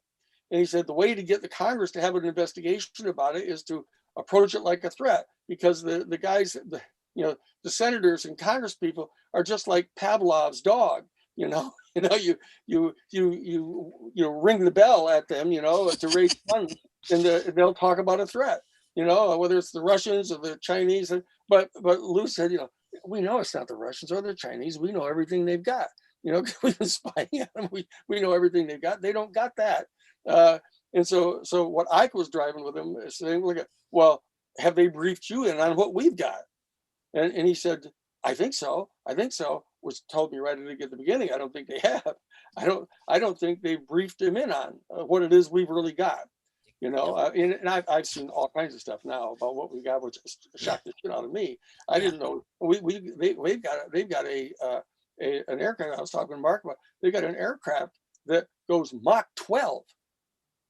They've got an aircraft that goes Mach 12, and they showed me a picture of it, and it's got this bizarre technology where when I was talking with Mark about it starts going supersonic, and it's got this kind of shock waves all around it, and then they start these tubes come out of the top of it and start pumping some kind of a weird rare gas into their shock waves, and it causes explosions, which would propel the plane, and the thing goes at Mach 12, and it's got 120 nuclear tubes with the nuclear warheads, and they can deliver. Catch this! They can deliver 120 nuclear bombs across the surface of Russia in 2 minutes.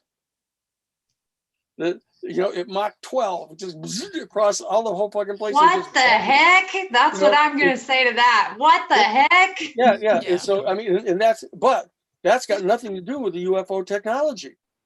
That's some technology that they figured out, and it wasn't using the UFO technology.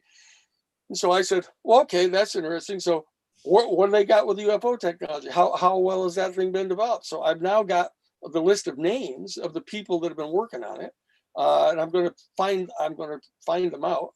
Dan, we discussed this earlier in this before you came on about it going into private hands, and that those absolutely are aerospace companies and corporate companies. It's all S4's Ben Rich, it's all that old story that you and I have spent 100 hours talking about with Randy. Yes. So that's this stuff, and I don't get the sense that Lou has been briefed in on that, and so that he genuinely, he's totally convinced it's not Russian, and he's totally convinced it's not Chinese, and he thinks that we don't have jack shit, really, and I know we do, and so I'm still in the process of trying to get him briefed in on what we really got, but it ain't this. Can I just ask something real quick? Sorry to interrupt you. Are you actually saying that you're briefing Lou Elizondo on what the United States military has in its arsenal? No, I was trying to find out from him whether he knew. I happen to have known. I was just trying to get him to tell me what it is he knew, about what this is. And it was clear to me he didn't know about these things. And so that what I'm trying to do here is I'm trying to. It's a simple thing. I am trying to get Lou and Chris and other people. I haven't gotten to talk to Simivan yet, and I haven't talked to Hal Putoff. Give me the questions, Dan. I'll run them by him. Yeah, well, it's the first question to ask him is it true that you were the head of covert operations stateside? Because that's a criminal offense. That's a criminal offense, and you ought to be in fucking prison. I mean, if that's who he was. I have every reason to believe the answer to that is yes. Yeah. So you're in trouble right from the very beginning when you're talking with him about this stuff. So I'm anticipating that I'll get a call sooner or later, from him, eventually from Hal Putoff, and eventually from Kit Green and the people. And so what I'm trying to do is I'm just trying to stay completely honest, completely forthright. I know that you can't trust anybody in the CIA, no matter what anybody says. There's no such thing as a former CIA person. Just like there's no such thing as a former Marine. If you ever say, "Oh, you're a former Marine," they will say to you instantly, "There's no such thing as a former Marine." Semper Fi. And the same thing is true of the CIA person. And so that the question that you were, one of the guys was raising is that, the fact is there's another agenda. I guess it was Dave. There's another agenda here. There's no doubt at all that there's another agenda. The question is, whose agenda is it? Because it ain't Lou's and it isn't Chris's. I believe that somebody inside the To the Stars Academy is involved in it. But I'm still not sure how far they've been briefed in on everything. I don't know yet. Well, Dan, you go back to like the Wilson document and what it brings up, and that those guys back then when Eric Davis met with Wilson back then, they knew that stuff was going on then. And I think back to my friendship with Jack Houck, who was an early member of that group, and him telling me, 30 years ago, he knew everything about this subject. So I think the core group, what we call in the UFO field, the aviary or the working group, that those guys know a lot more, an awful lot more. And some of them may be involved like Jack and others. I could name names, but I think they're much deeper involved. Even in my Millabs research, some of those people come up continually. I think they know more. I think they know more, but I do not believe they are on the bigot list for the unacknowledged saps that are controlling the material. Bob, I'll give you that. There's only one person that I think might cross the line there, but otherwise I might be akin to agree with you there. Yeah, that's the question. Who are the ones that are up there? Say I've got this list now of reasonable suspects that I'm working my way through, because it turns out Ben Rich was on the list, and this is a list that was compiled when he was still alive. So he was one of them that was in there. And you remember now, Eric Davis is the one that told Rubio in the closed door session with the Senate Intelligence Committee that the people in my task force, the task force, the UAP task force now, the ONI, is that our people believe that these are off-world vehicles. I mean, that's what he said to him. That's what's lit up. That's what's lit up Rubio. And so all of his pretense of bullshitting about, he thinks they might be Russian. He knows perfectly well they're not Russian. But the bottom line is that the people believe they're off-world vehicles. That's what they believe. But you can't get them to even utter the thing of extraterrestrial life or extraterrestrial beings. They won't say it, but they do believe they're off-world vehicles. You know, and who else is driving off-world vehicles? It's not Dave, I us. see your hand up. Go ahead. Daniel, I'm curious your opinion on this, and I'd mentioned this earlier in the conversation about 40 minutes ago. But for you, being so involved with this topic for so many years, why now?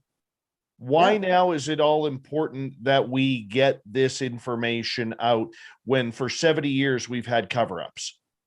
Well, well, it depends on who the we is you're talking about, Dave. Is that there's an agenda going here on the part of the people that are in possession of the highest levels of information about all of this.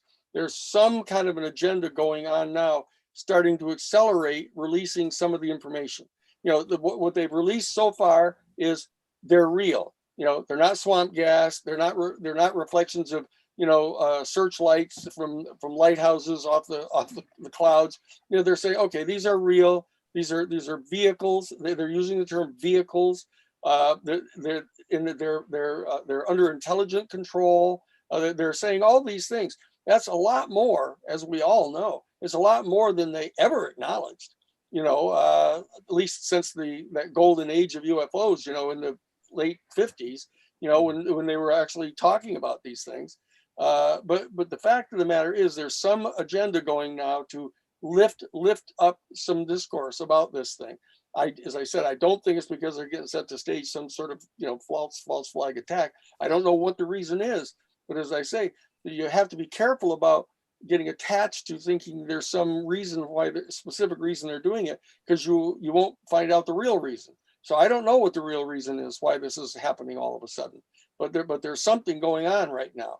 But I also am quite confident that, you know, in June you're not going to have the people in the know cough it up to the Senate Intelligence Committee. Mm-hmm. You know, I mean, because that would remain secret for probably 24 hours. You know, whatever it is they told the Senate Intelligence Committee. You know, so that isn't going to happen. But I don't know whatever it is they're going to say, whatever portions of anything they're going to say is part of the agenda. So we have to get a look at what it is they say. Now, if in fact they just postpone it and get a continuance, that's going to make it perfectly clear that we're dealing with, you know, with Charlie Brown in the football. You know, it's just a little more luring you in and getting you all excited and then pulling the football away and having us all bumping into each other again. You know, so we'll see. But I have no great expectations about this particular report that's going to be coming in here in June. I think all that's going to be told is things that's happened recently that we know there have been these incidents around ships and nuclear facilities and the stuff that happened in the 70 years before now, where they learned everything that has these super secret things. We're not going to get told any of it because they committed too many crimes and too many civilly liable things to let that stuff out. Yeah. Well, and that's what I also wanted to throw in here too. I think all of us in the community have felt what we've seen on TV is a little lackluster, is definitely held back. And we keep questioning, what is it going to take to get like extreme public outcry to get to the bottom of this? And Danny, I'll pose this to you, and maybe Mark, you can jump in as well. When are we going to get a domestic case, like an experiencer case that is acknowledged, that's not military? And will that be the catalyst to get public outcry? I'm a small town girl. It seems like nobody gets excited until it affects small town America. Are we going to see that kind of coverage, or is something going to come out to where it's going to hit small town mid-America? No. No. I have an opinion on that. I think potentially, yes. I think that if there were to be some extraordinary case of someone who's having a contact experience, who's willing to speak publicly about it and can demonstrate an ability to make contact on film, I think that could be compelling. And if it's presented in a way that's interesting, that becomes a human interest story, both from the human perspective, but also on this bigger question about who are they?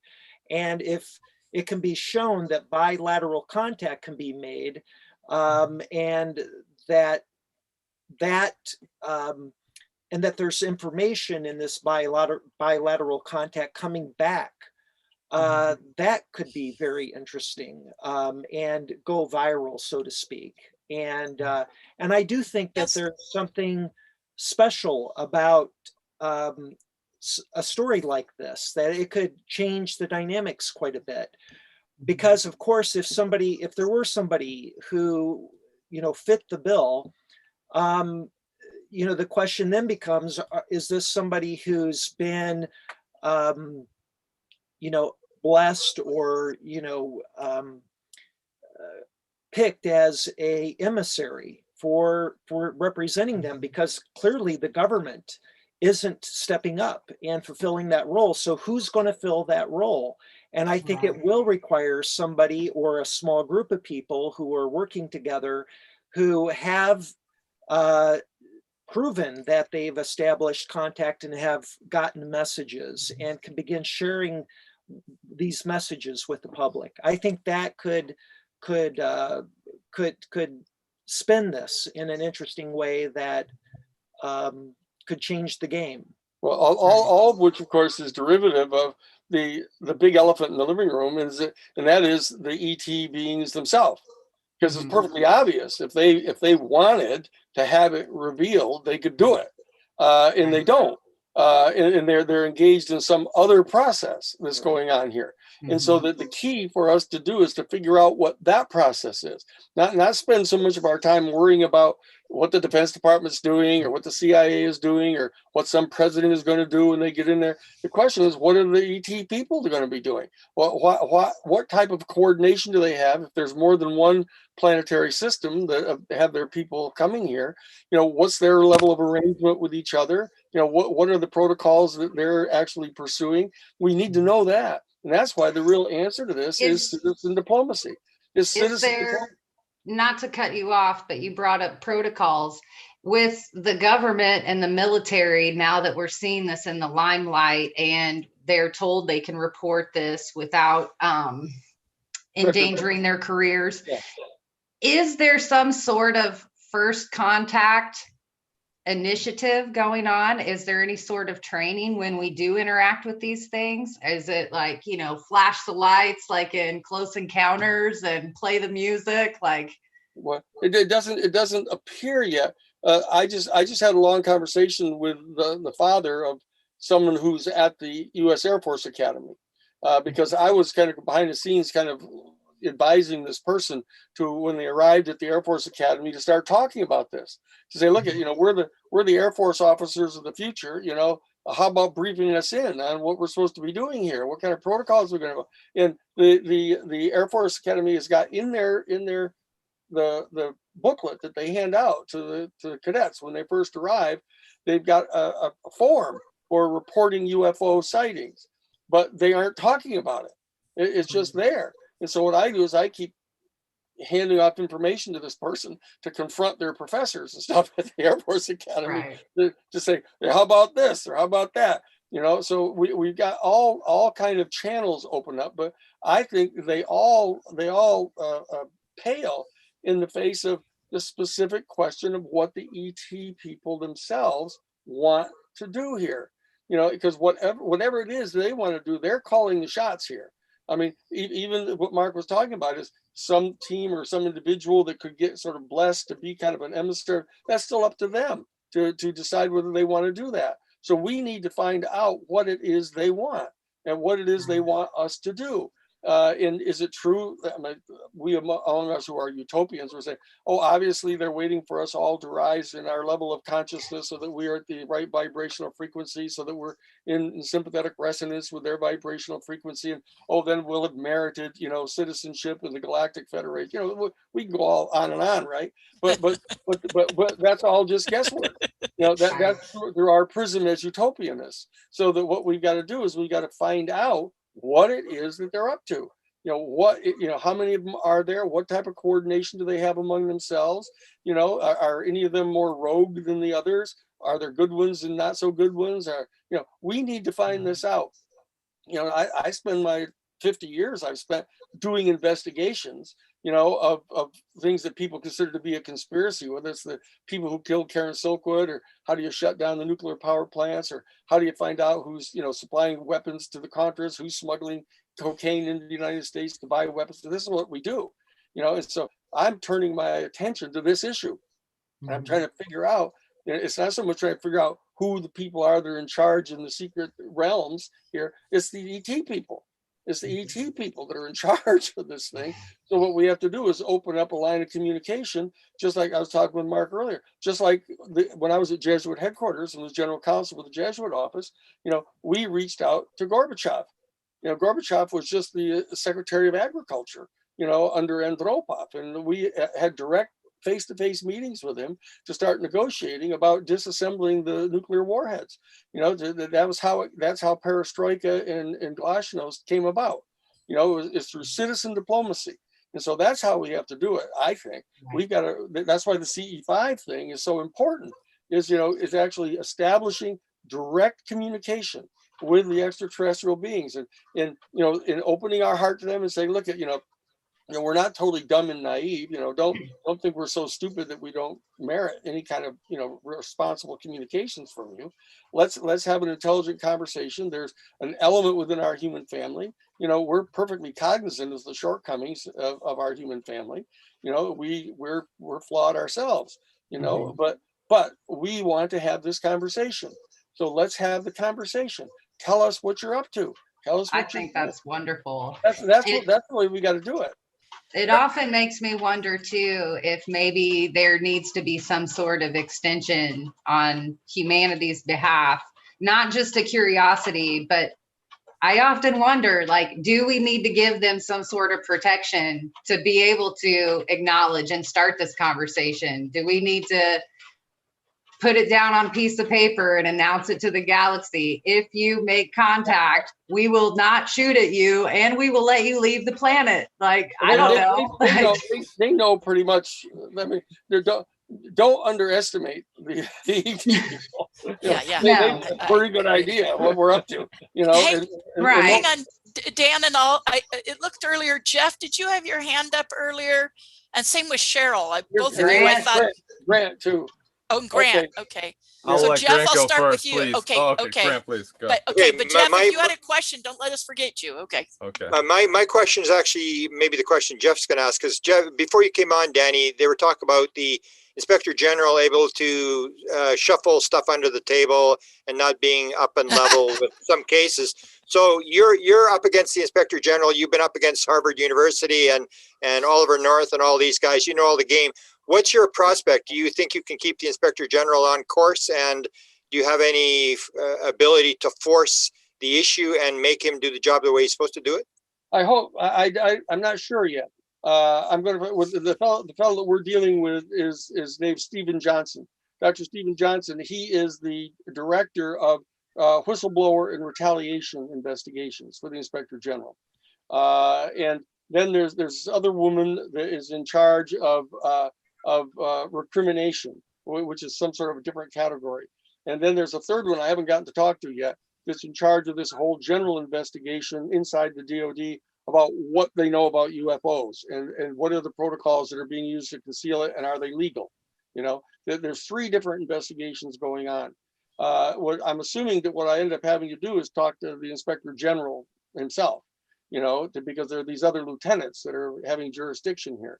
But what we've got to do is we've got to get the pressure on Susan Go, at least. She's the DOD person who's blocking the information. She's the one putting out all these lies about, there's no such thing as ATIP and, we aren't doing this anymore, that thing. So what I've got to do is find out who I'm dealing with in the Inspector General's office, that I've never met a government lawyer that I trusted. Because they've got this other agenda, as you were talking about. They are people under authority, and they've got instructions, and they view themselves as being responsible for protecting the institution itself. And as I think it was Dave was saying, anybody who thinks that they're actually engaged in trying to protect the public interest ought to have their head examined, so that, that's what John Mack used to say, but the bottom line is I've got to try to find out who these people are, how honest they are, how seriously they take their job, how fascinated are they going to become about this subject. I mean, any human being that has a heartbeat, basically when this information starts getting in front of them, they start saying, oh shit, here I am. I'm like I'm in a movie here. Here, this is the big issue. And all of a sudden it's come onto my table. What am I going to do about this? Am I going to just, salute and the flag and, walk, at attention in front of whoever's telling me what to do? Or am I going to actually have a little bit of leeway here to try to find out what's really going on? Am I going to exercise whatever degree of discretion I've got to try to do something that, will merit my respect with my grandchildren? So I have to find this out. I don't know yet. But I'm gonna know Wednesday, because I'm gonna get to talk with Stephen Johnson and find out what he's about, and then I'm gonna get to talk to the other IG. So I'll know by the end of the month, some of what we're dealing with here. You think this is going to open the doorway at all, sir, to like some of the other FOIA, like for instance, Lou's cohort there, Sean Cahill, who was going to be on here tonight, actually said just the other day, tweeted, it's been 600 days since we discovered that they were diverting UAP FOIA requests when Lou and those guys put it. So like, are this going to open the doorway? Because we know like guys like John Greenwald have a paper trail 100 miles long of the same thing happened for the last 30 years. Yeah. No, what's more shocking is the fact that they release anything at all through FOIA. I mean, that Richard Dolan has gotten lots and lots of stuff through his FOIA actions, and letters and everything. And so that they obviously view the FOIA process as some portion of whatever that agenda is they've got, of kind of feathering out little pieces of information. But, the FOIA, the Freedom of Information Act, has got 22 specific exceptions. For example, in the letter they sent back to us when we filed the IG complaint for Lou, they sent us back this Privacy Act thing that says, that even the things that aren't covered by national security are covered by the Privacy Act. And so anybody who's involved in this process, is not supposed to tell anybody about it. Fuck you. Who do you think you're talking to here? I mean, that's the same thing they said at Harvard University. Well, no, this is all very private. Fuck you at private. I mean, you're sticking it up poor John's butt here, and he's supposed to, bend over and hold his ankles. I said, fuck you guys. We're going to tell people what's going on. So we'll tell you the truth. We'll bring witnesses in. We'll do all this kind of stuff. But I mean, who the hell do you think you're talking to here? I mean, so that's the position we have to take with them without being overly insulting. But which may not be that easy, but we'll see what's going to happen. I always start out assuming that, that they're good people and they've gotten themselves into this position, and they may be a little bit toady because they're inside an institution like that. But, we'll see what's going to happen here. We'll see what's going to happen. I was just laughing then because I was thinking, yeah, Dan, you might want to dial back. Yeah, no, I know. Scolding them, yeah. They're probably expecting something. Jeff, did he answer your question, or did you have anything else? I actually was going to ask, so do you have anything that you'd like to say working with, like on the Disclosure Project versus now, maybe lessons you've learned, things you're going to avoid, things you might never bring up again, that type of thing? No. I can still never figure out to this day why Marcia Smith is so pissed off, from the way back in 1977 when we were working on these reports for Jimmy Carter. She just refuses to talk to anybody about anything. Like she pretends like she was never even involved in any of that stuff. I think she's overdone, whatever she thinks is the secret nature of the investigation we were supposed to be doing, and that she got offended at the fact that anybody would talk about it at all. But yes, I actually wrote her a letter when I was living in Washington, and she never replied. Oh no, complete black hole with Marcia. She will not talk to anybody. If you walk into her office and try to start talking to her, she'll get right up and walk out of the office. Like as if she never well, you know, after she ran the investigation for the Carter administration, she was the head of the Science and Technology Division of the Congressional Research Service for the Library of Congress. That's where she was. But because she was so secretive about what it is that we were all doing together, the Reagan administration made her the head of the Citizens Advisory Commission on U.S. space policy. You know, so she saw that she's rewarded for just being completely secretive about this stuff. And needless to say, I wasn't. And so she's really upset about that. I can tell. But the fact is, she just gets up and walks out of the room if anybody even asks her about any of this stuff at all. And I don't know. I mean, I could have been more diplomatic about it, about telling everybody about whatever I knew about this stuff. You know, like the stuff. It was under her aegis that I got to see the classified sections of Project Blue Book. I mean, I told everybody as fast as I could what I'd seen. Holy shit! Look what I saw. So I mean, and they know that's going to be the way I am. You know, I'm not into any kind of big secret stuff. Bob Fink was the investigator for Bella Abzug. Bella was the congresswoman from New York that was the chairperson of the Individual Rights Subcommittee of the House Judiciary Committee when they were doing the Church Committee investigations of the CIA, and they had the House side, it was called the Pike Committee under Otis Pike.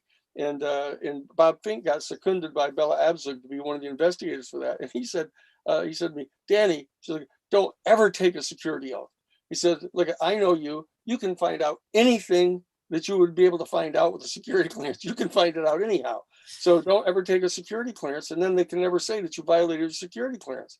So I'm never going to take a security clearance on anything. They could offer to sit me down with an ET to interview them, and I'm not going to take a security oath, you know? So, you know, I'll tell people whatever I know. Well, we appreciate that very much. Does anybody else have a question for either Dan or Mark or anyone else on the panel for that matter? Great. I have one.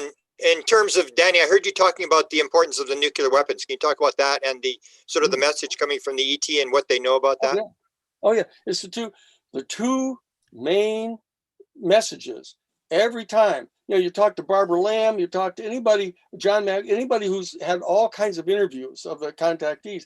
And the thing that they talk about is you've got to get rid of the nuclear weapons. You've got to get rid of the nuclear weapons. You can't have these nuclear weapons. You know, that it's, you know, you detonate these things and it's having repercussions all throughout the galaxy. You got to stop doing this. And also you got to stop what they call polluting your planet. You know, you're polluting your planet. It's going to destroy the ecological system of your planet. These are the two things over and over and over again.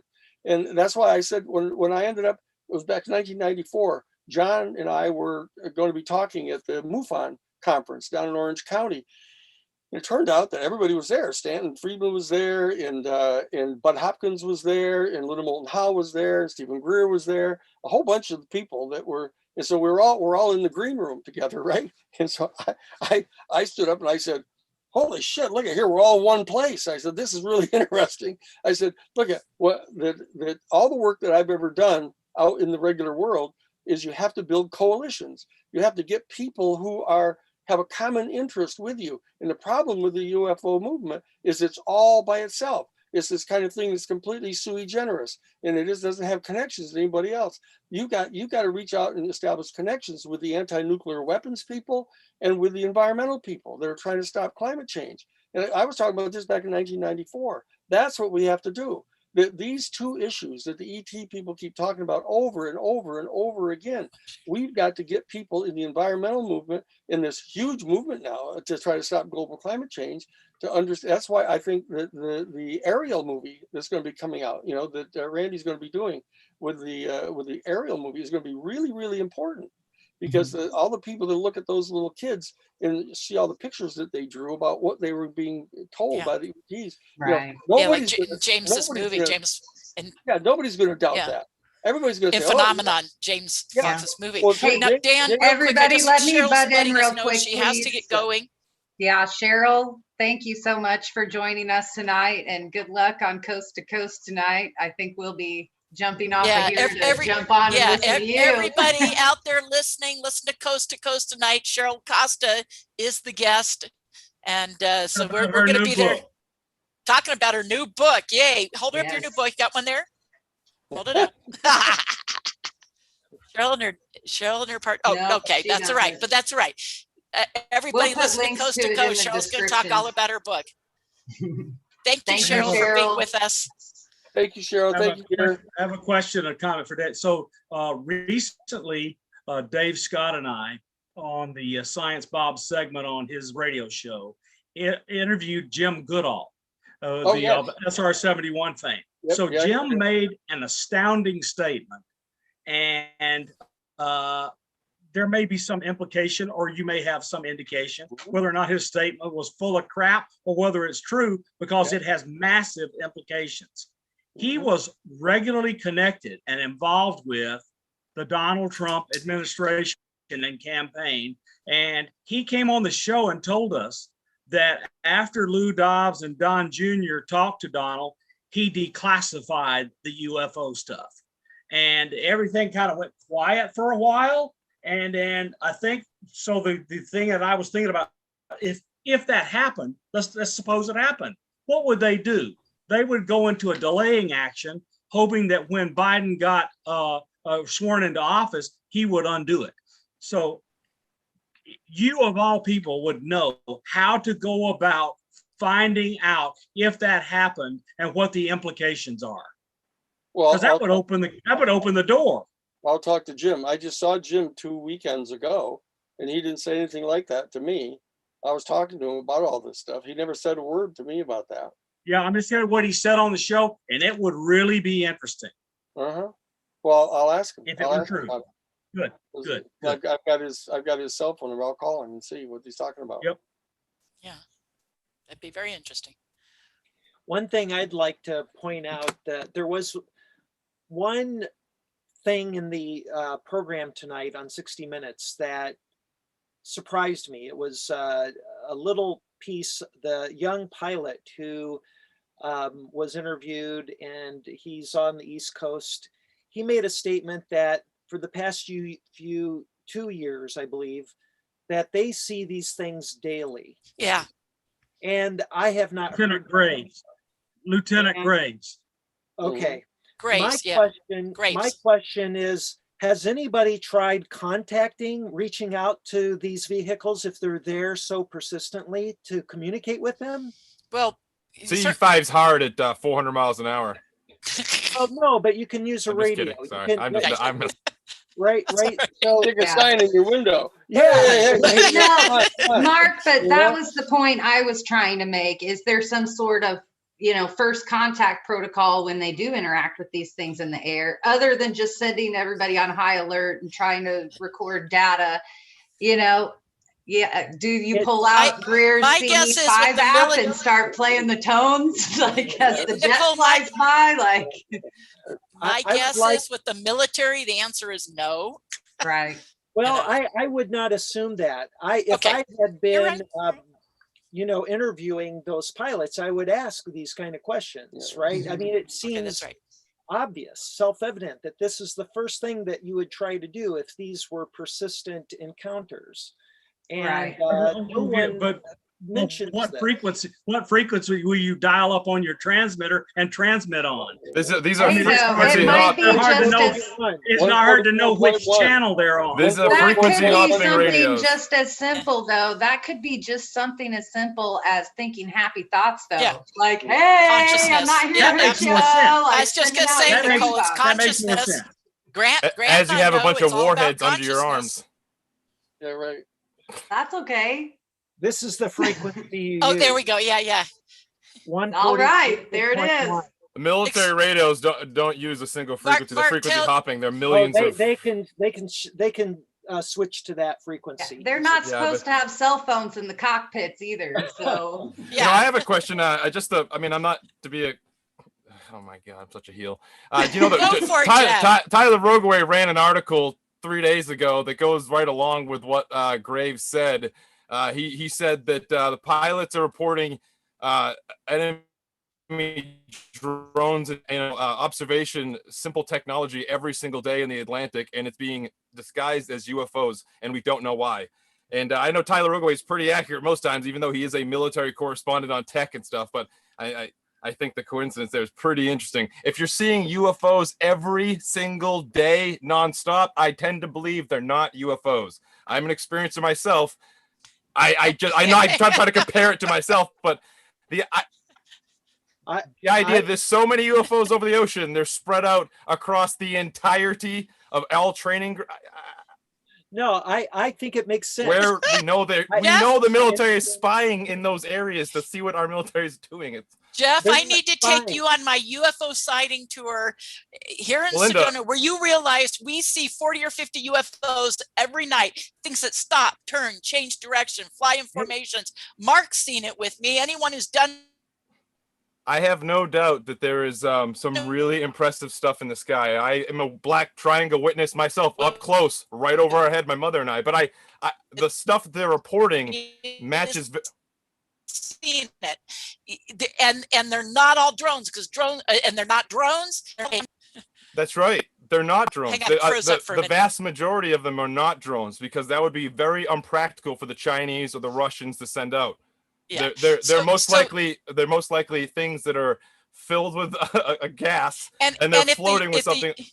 If the UFOs are coming over Sedona that much and coming over my unimportant little tour, then obviously that they would be coming over the military because they're concerned, particularly since a lot of those ships they're coming over have nuclear weapons on them and have nuclear propulsion systems. I can see why they might have an interest in that, and they're checking them out constantly. I don't have any problem with that. Okay, I want to fire back in one slightly different direction. All of the 2019 stuff that recently got reported was over destroyers that have neither nuclear weapons on them when they're training, and they're not nuclear powered. So nuclear had nothing to do with that side. And again, I just want to say that I am fully aware the phenomenon is real. Whether you guys want to believe it's one phenomenon or multiple different things out there, conscious agents, whatever it is, I know it's real. But the idea that they're spotted so easily and so frequently, and we're presented with essentially nothing. 2017 didn't change anything for me or anyone I know. I don't know. I don't get I don't know. Seeing them every single day nonstop seems outrageous to me. Hang on, Jeff, my point is we see them every night on my tour. The military could be seeing them every day too. That was my point. Okay. Can I ask a question of Danny? Danny, you've had interactions with Gorbachev. You've been in this field a long time. What people always talk about the evil Russians and the Chinese. Do you have any idea how they're dealing with this problem in Russia or China? That it was, as I said, that the first time I had a private conversation with Gorbachev, that I asked him about it, and what he did is he just took out a little notepad out of his pocket and he wrote down a telephone number and handed it to me, and so I went and called up the number, and it was a personal friend of his in Russia, and he was the editor of the only Hebrew language newspaper in Russia, and he laughed when I called him, and I said, Mikhail gave me this number and said I should call you because I asked him about the UFO. Then he told me the story about this big UFO incident that happened outside of Moscow a number of years earlier, where it was like a Sunday morning, and there were all kinds of people, hundreds of people running around in this big public area, a park or something, and a UFO came, and it sent this big beam of light down, and this one guy walked out like right out of War of the Worlds movie, he walked out to it like this with his hands up like this, and the beam of light covered him all up, and he just disappeared. And the UFO hovered around there, and there were hundreds of people saw it, and they went scrambling, running around trying to find telephones to call everybody they knew, and then it flew away. And so that he got the report, he said, from their newspaper, and he sent one of their reporters out there right away, lickety split, jump in the car, go out there, talk to anybody you can see. So he gets out there, and he's talking to all these people. They're trying to talk about what they saw, and the thing comes back when he was there, and it came back, and it hovered, and the big light came out. And then the guy was all of a sudden standing there, and the guy didn't remember anything, didn't know anything had happened. He just was kind of baffled. And this guy wrote the story about it, and it was in the newspaper. And he told me about it, and that was all. And the And I knew Dr. Jen Zhou Jing. Dr. Jen Zhou Jing was the head of the Science and Technology Division of the Chinese Academy of Social Science when I was over there at the State of the World Forum. So I was over there talking with her, and they were doing experiments in anti-gravity at the Science and Technology Committee, and also in psychokinetics, and also telepathy. That's what they were working on, and they were trying to figure out an alternative energy source at that point.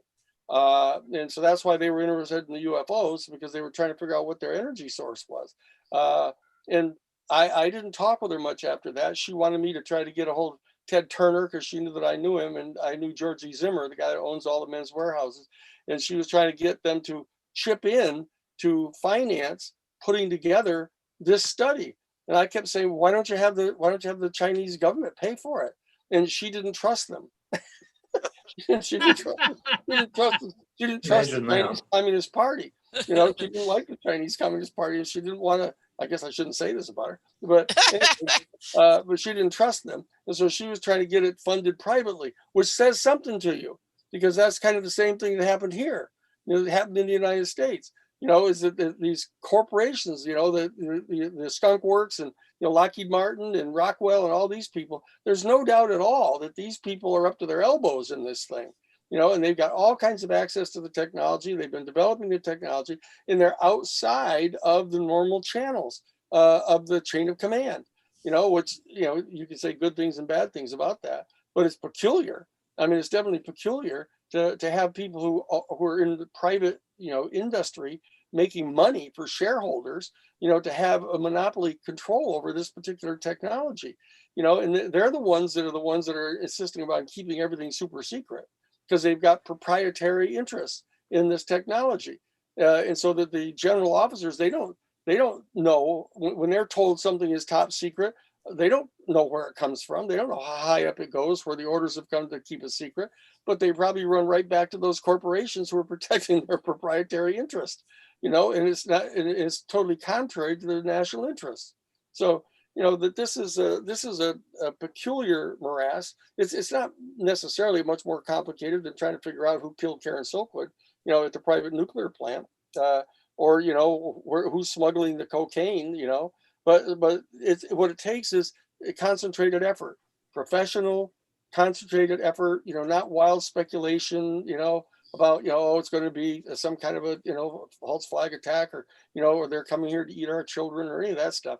You have to go one step at a time and figure this thing out. And that's why Mark and I are here, is we're trying to talk about how citizens can responsibly, reach out to talk with the beings themselves to find out what they want.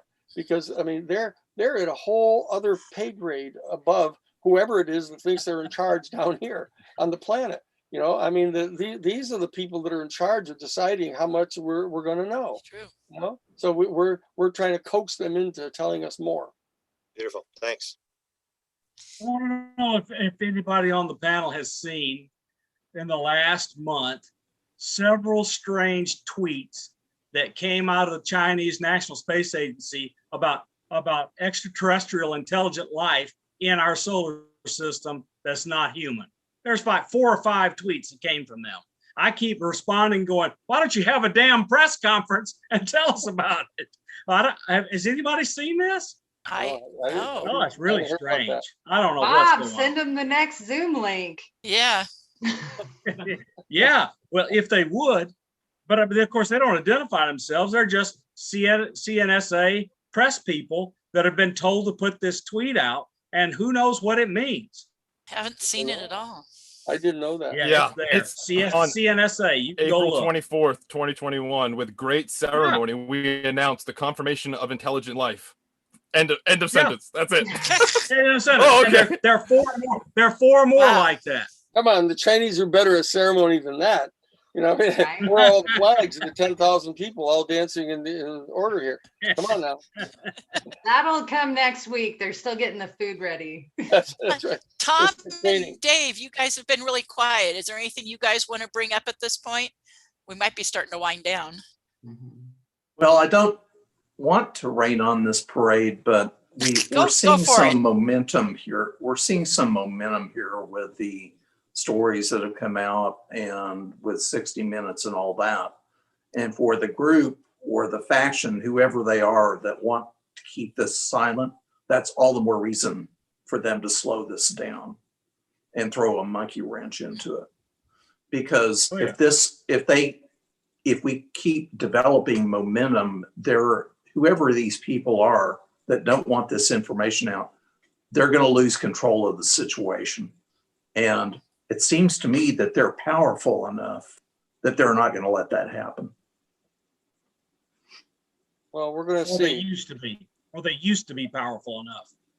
Is this a case of is this possible, like, you know, corporations keep like corporate fraud retainer on the side? They always have like $50 million because they know they're going to break the rules. Is this a situation where there's already measures in place for gentlemen like you, Mr. Sheehan, coming down the line? Is there already measures in place to prevent you from getting any information? Do you think is it possible? Well, they've got 236 new federal judges that have all been appointed. You know, all scions of the Federalist Society. You know, you aren't going to get shit in discovery. You know, I mean, you can file cases until you're blue in the face, and you aren't going to get anybody. You know, they're not going to give you discovery about this stuff. You may not get bounced out on a 12B6 ruling. You know that the allegations just on their face, you know, even if they're proven, don't give you any cause of action. You got to figure out what the cause of action would be. But even if you get through a 12B6, you know, they're not going to give you discovery. You know, these judges are just going to ignore all your motions to compel and everything else. So I don't believe that the legal system is really very viable right now, you know, to get anything done by way of progressive change at all. And I've been at this for 50 years, and we've made more progress than most people, you know, by going through the judicial system. But I don't hold out any reasonable prospects for it right now. I mean, if in fact the Democrats were to bite the bullet and appoint 4 new justices to the Supreme Court, so that you've got a court up above there that is at least a neoliberal court instead of a reactionary court. You know, that there may be some chances, even though you'd have to fight your way through all the district court judges and courts of appeals to get to them. But until something dramatic happens like that, I wouldn't hold out any real hope for going through litigation, much less the Administrative Procedures Act, trying to beat up on some administrative agency because they're violating all the rules. You know, we're in a very difficult time right now. And so that, again, echoing the same concerns you have, I don't know why this new phenomenon is starting. I don't place any credibility, at least at this point, in the fact that Donald Trump, you know, declassified all this stuff. I mean, he would have been all over Twitter with that if he had done something like that. I mean, He was banned. Well, no, I mean, He has other ways. Yeah. Yeah. His daughter will tweet for him. He'd be standing on the rooftops dropping. But Danny, we can't even get the Kennedy assassination material declassified. I know. It's supposed to have been released already. Well, there's a whole bunch of more documents that are supposed to come out this fall. I don't know whether they're going to or not, but we'll see. We'll see about those. Yeah. And I have a question for everyone. What do we think is going to happen next? Obviously, in the last couple of days, Jeremy Corbell, assisted by George Knapp, released another piece of footage. Obviously, he claims that this is coming. I don't know if anyone here knows more about it, that it's coming from connections he had with the task force. So apparently someone with the task force is providing information to Corbell, because I mean, that was pretty dramatic footage, because with all the recording, you know, sound recording and everything with it, there's a lot of detail. There's a great video of George Knapp and Jeremy Corbell breaking down all the technical data in that. And he says he's going to get more, or he has more, or he's about to get more. I'm starting to believe Jeremy every time he says, I'm going to release something else, or I'm getting more. He follows through with that. So I think we're going to get more there. Meanwhile, that goes on throughout, you know, the end of this month. It's coming up on the end of here as it is of June. May, you know, so then we're going to June, throughout June. And then in the end of June, if the DNI provides, you know, a report to the Senate, which do we have any reason to really think they're not? I mean, everything suggests that that's on track to happen. Dan, you might know more about that. Well, I got a promised call back to Randy. Yeah. Topay. So Okay. I've been promising I'm going to call him by 9:30. So I've got. Okay. So you guys are going to go. Well, Yeah, I gotta go. Anyhow, but I guess that's it. I mean, does anyone have any insider input on what we think we're getting, or or we're just I have a few As party little as thoughts. possible. Yeah. As little as possible. Yeah. I personally am of the belief that the ETs are showing themselves to the military on a daily basis because they want to. They have made a decision to press this issue, that they are here. And now it's interesting that the pilots are able to come forward and report what they see. And so I do anticipate that we will see more reports from the pilots. Well, you know, and maybe one of the silver linings from them, even though it was underwhelming to us, that it will embolden more pilots to come forward. Yeah, well, yeah, that's one thing. Yeah, I've been thinking a lot about with this report and everything that's been happening. We already discussed it tonight, which is that they're gonna, you know, it's safe now, and you have people coming forward, and I don't see any reason that would slow down, that we're going to get more people coming forward. And it seems like the Navy is very supportive of Navy individuals, you know, within the Navy, whatever they are, and whatever, you know, branch of it, that they're supported to come forward. I think, yeah, I mean, Dan, maybe you can speak to that, being the whistleblower expert. I mean, are we expecting a lot more of this? I feel like we are. I just like to follow up with the point that clearly the ETs, let's assume they're otherworldly beings that are piloting these ships, which is what I believe. And they are trying to work through the normal channels, and they're frustrated. They're not getting the press, and the disclosure isn't happening. So now, you know, some citizens are coming forward, and Greer has to be given credit for helping initiate the CE5 movement, which is growing by leaps and bounds almost daily. And we're seeing amazing results. When we were out in Sedona a couple of weeks ago with you, Melinda, we filmed amazing stuff. And in fact, I've been so busy since then, I haven't been able to create a highlight reel, but I just texted you on your phone. Yeah, I saw it. Thank you. Highlight reel from May 4th. That was the International Making Contact Day, the launch of this. And I'm absolutely convinced that this is going to be a big thing. And if you, I don't know if you want to show that if you have the link, you can pull it up and share it with everyone, but it's only a minute long. And it's quite remarkable footage of the stuff. You were the spotter when we filmed this, and you were the one telling us what we were looking at. And so I don't know if you're able to pull that up on your screen right now or not. Well, you text it to me on my phone. Yes. No, I think because I'm not sure that I would know how to do that unless I'd have to have you. Well, maybe if you send it to me in Messenger or something, but I have no idea how to bring it up in Zoom. Can I ask you a question? But I'll put it, what I will do is I will put it on Facebook and on Twitter and share it out there. And we can link it to this as well. Right. Yeah. Okay. So that's right. So we can put it up and put a link. Okay. While they're working on that, can I ask you a quick question about the CE5 stuff that you're talking about? Since you did bring it up and you're thinking about trying to create a protocol or some sort of method or something like that, yeah. I'm guessing that you didn't just start CE5, right? You've been doing this for a while. I've been doing it since 2012.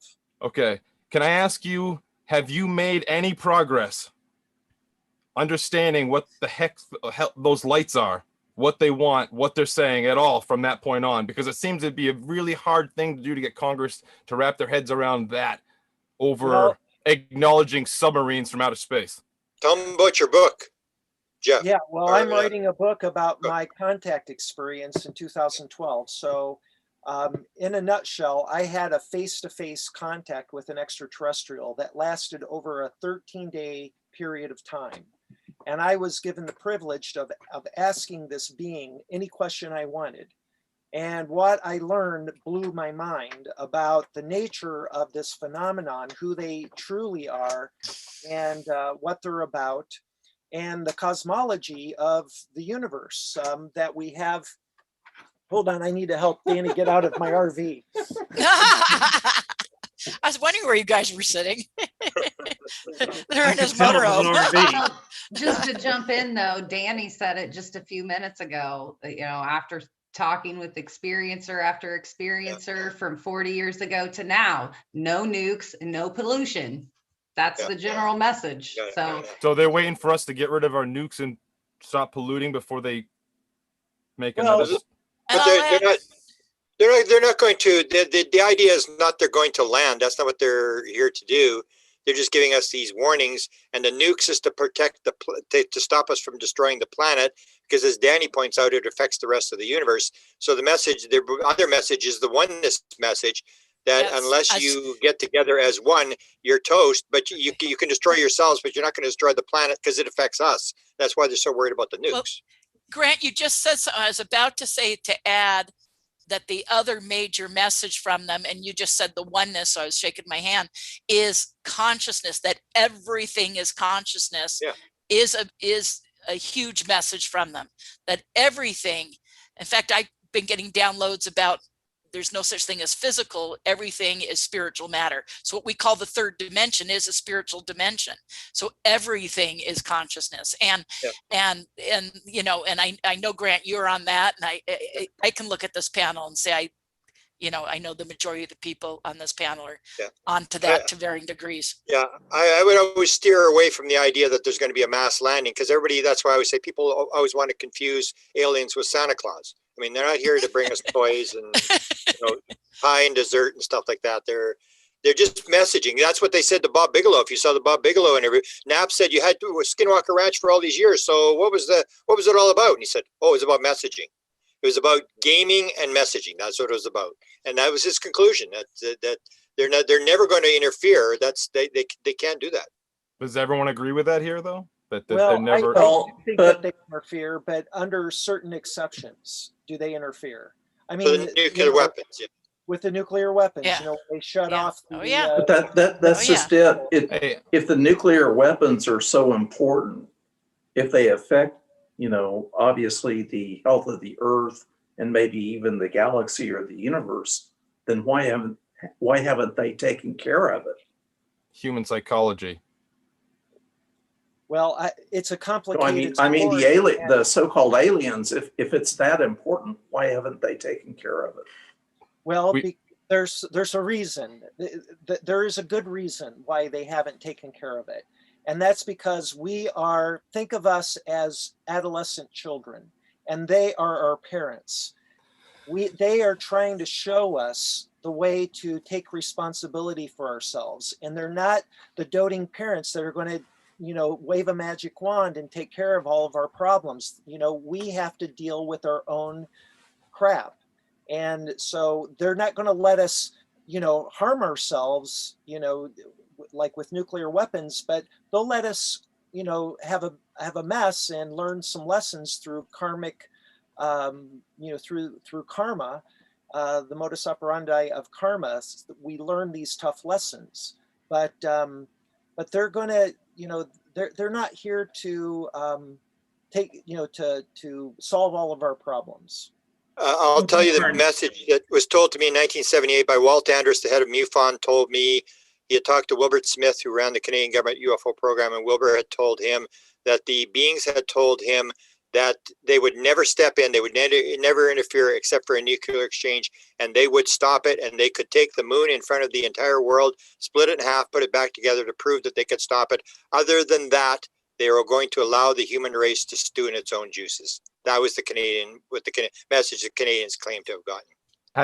How does this all jive with like abductees and say my experience with the phenomenon?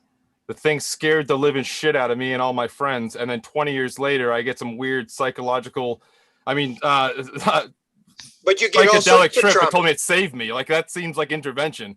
We directly see this thing directly in front, right in front of us, scare us, and then 20 years later it tells me. Unless it's a reincarnation world, then you agreed to that. You set that thing up. It's the same idea as like we believe that we're pawns in or corks in a stream, and that we're victims to all the stuff going on the outside, and we keep forgetting that we may have part in what we're doing, like a near-death experience. Why would you have a bad near-death experience or a bad psychedelic experience or whatever?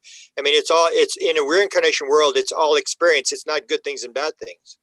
Well, and Jeff, in regards to what you were just saying, I'm an experiencer too, but there's so many known cases of people learning and being gifted stuff and healings, physical healings, emotional healings, that I think that's on an individual basis as opposed to the idea of all of mankind.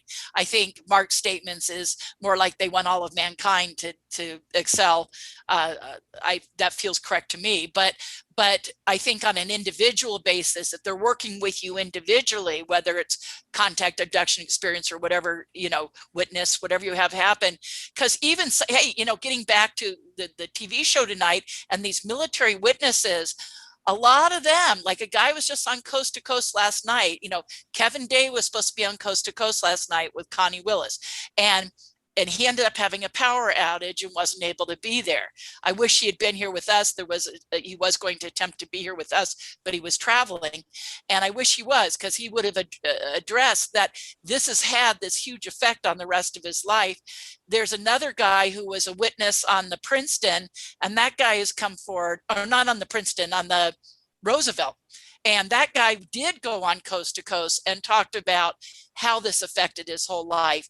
And we've heard that from some of these other guys. I mean, when I helped host MegaCon and had them all come out in public and, speak at the conference, so many of them, I can say Gary Voorhees, and I mean, all of them, PJ, everyone, they had this greatly affect them in their life. And so I think on an individual basis, there's the individual experience you're having, and then the experience we have together as a planet. Anyways, that was a long explanation. Thanks for that. No, that makes sense. Can I ask though? I mean, I don't think I got an answer though. Is everyone in agreement that this phenomenon is all the same thing? Because I do hear so many conflicting statements about what's going on from so many power. I see Tom shaking his head no. Yeah. Well, we know that there are at least several groups involved in all this, and one or more are positive toward us, one or more are neutral, perhaps, and some may be very negative. So I don't. Sometimes we talk about this like it's a monolithic thing, and it's not. And then there's also levels of spirit and consciousness too, so could it be, is some of it energetic? Is some of it a light phenomenon? Is some of it consciousness? Is some of it ETs, like Tom was just saying, that may be from multiple different places or have different agendas? I mean, I think yes to all that, Let me quote Bashar when it comes to evil aliens. Linda Moulton Howe said, "Which race should we fear?" And he said, "You. We have met the enemy, and he is us. We are the crazy people in the universe." And people, anybody has a negative ET, I say, when they drop the first atomic bomb, give me the petition, I might sign it. But until then, we've met the enemy, and it is us. We are the ones that are making the mess here. I want to do a little arithmetic. So there are 1 trillion galaxies, and in every galaxy, there's 100 billion Earths, just like ours, approximately the same atmosphere, water, and chemistry. And to think there aren't billions of intelligent species throughout the universe is foolish. Yeah.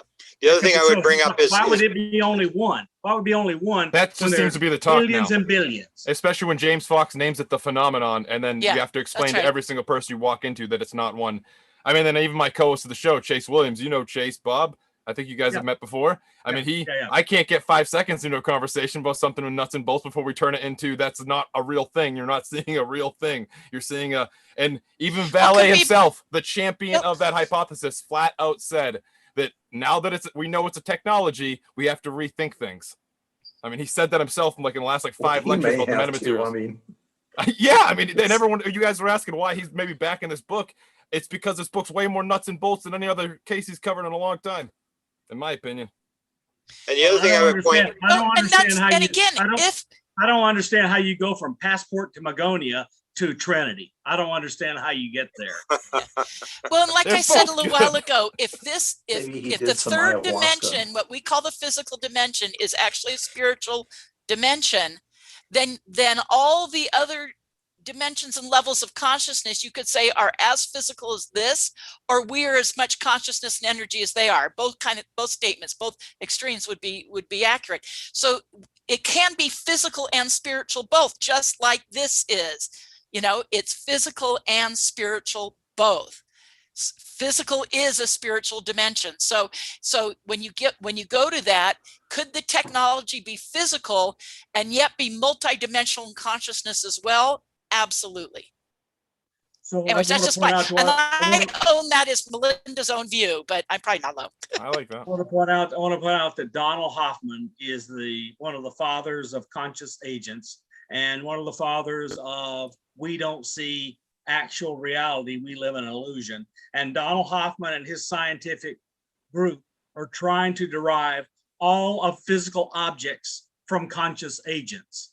And if that happens, everything that Linda has told you from her completely subjective, interactive, personal experience kind of thing will then be borne out by actual scientists. I actually thought If we were that going to make happens. it through a panel without hearing Donald Hoffman's name brought up, which is Not in amazing. my world. No. He's made it into Not everything in my now. world. No, not in my world.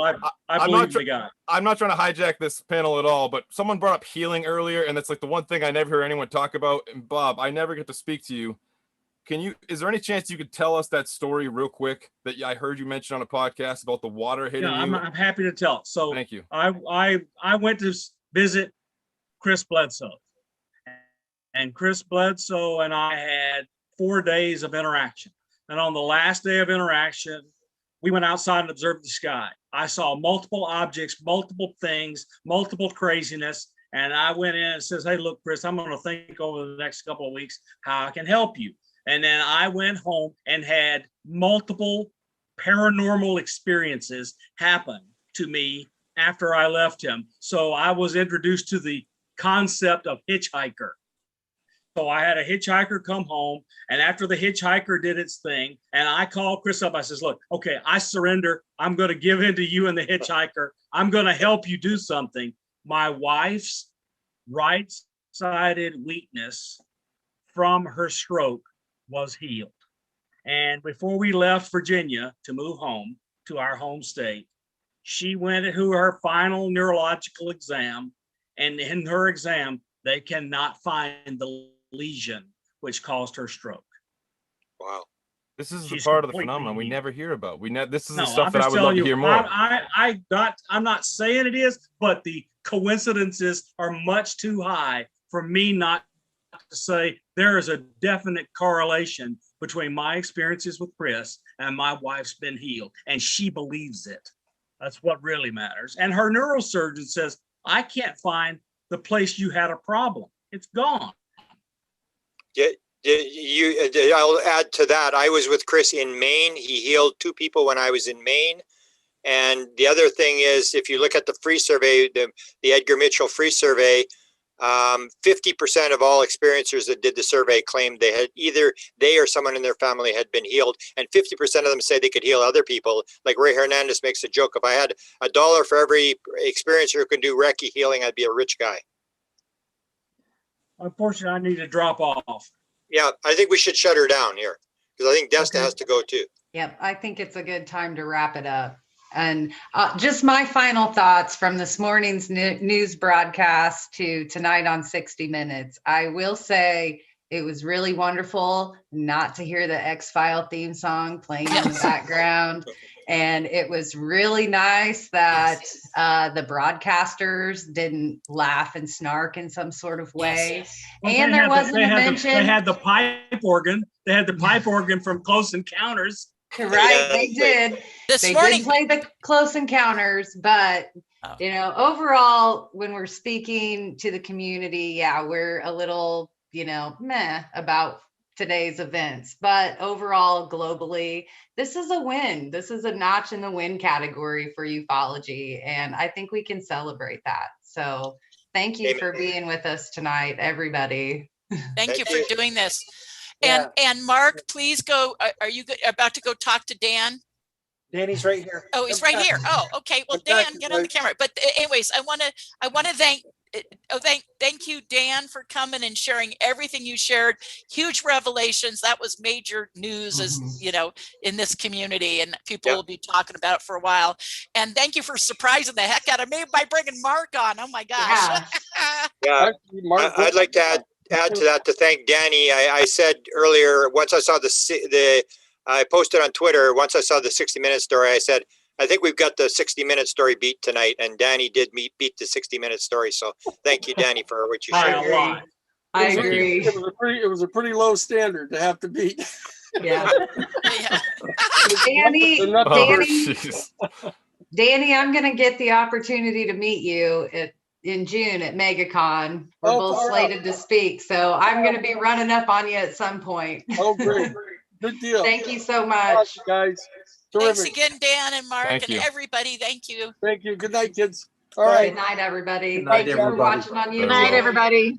Good night.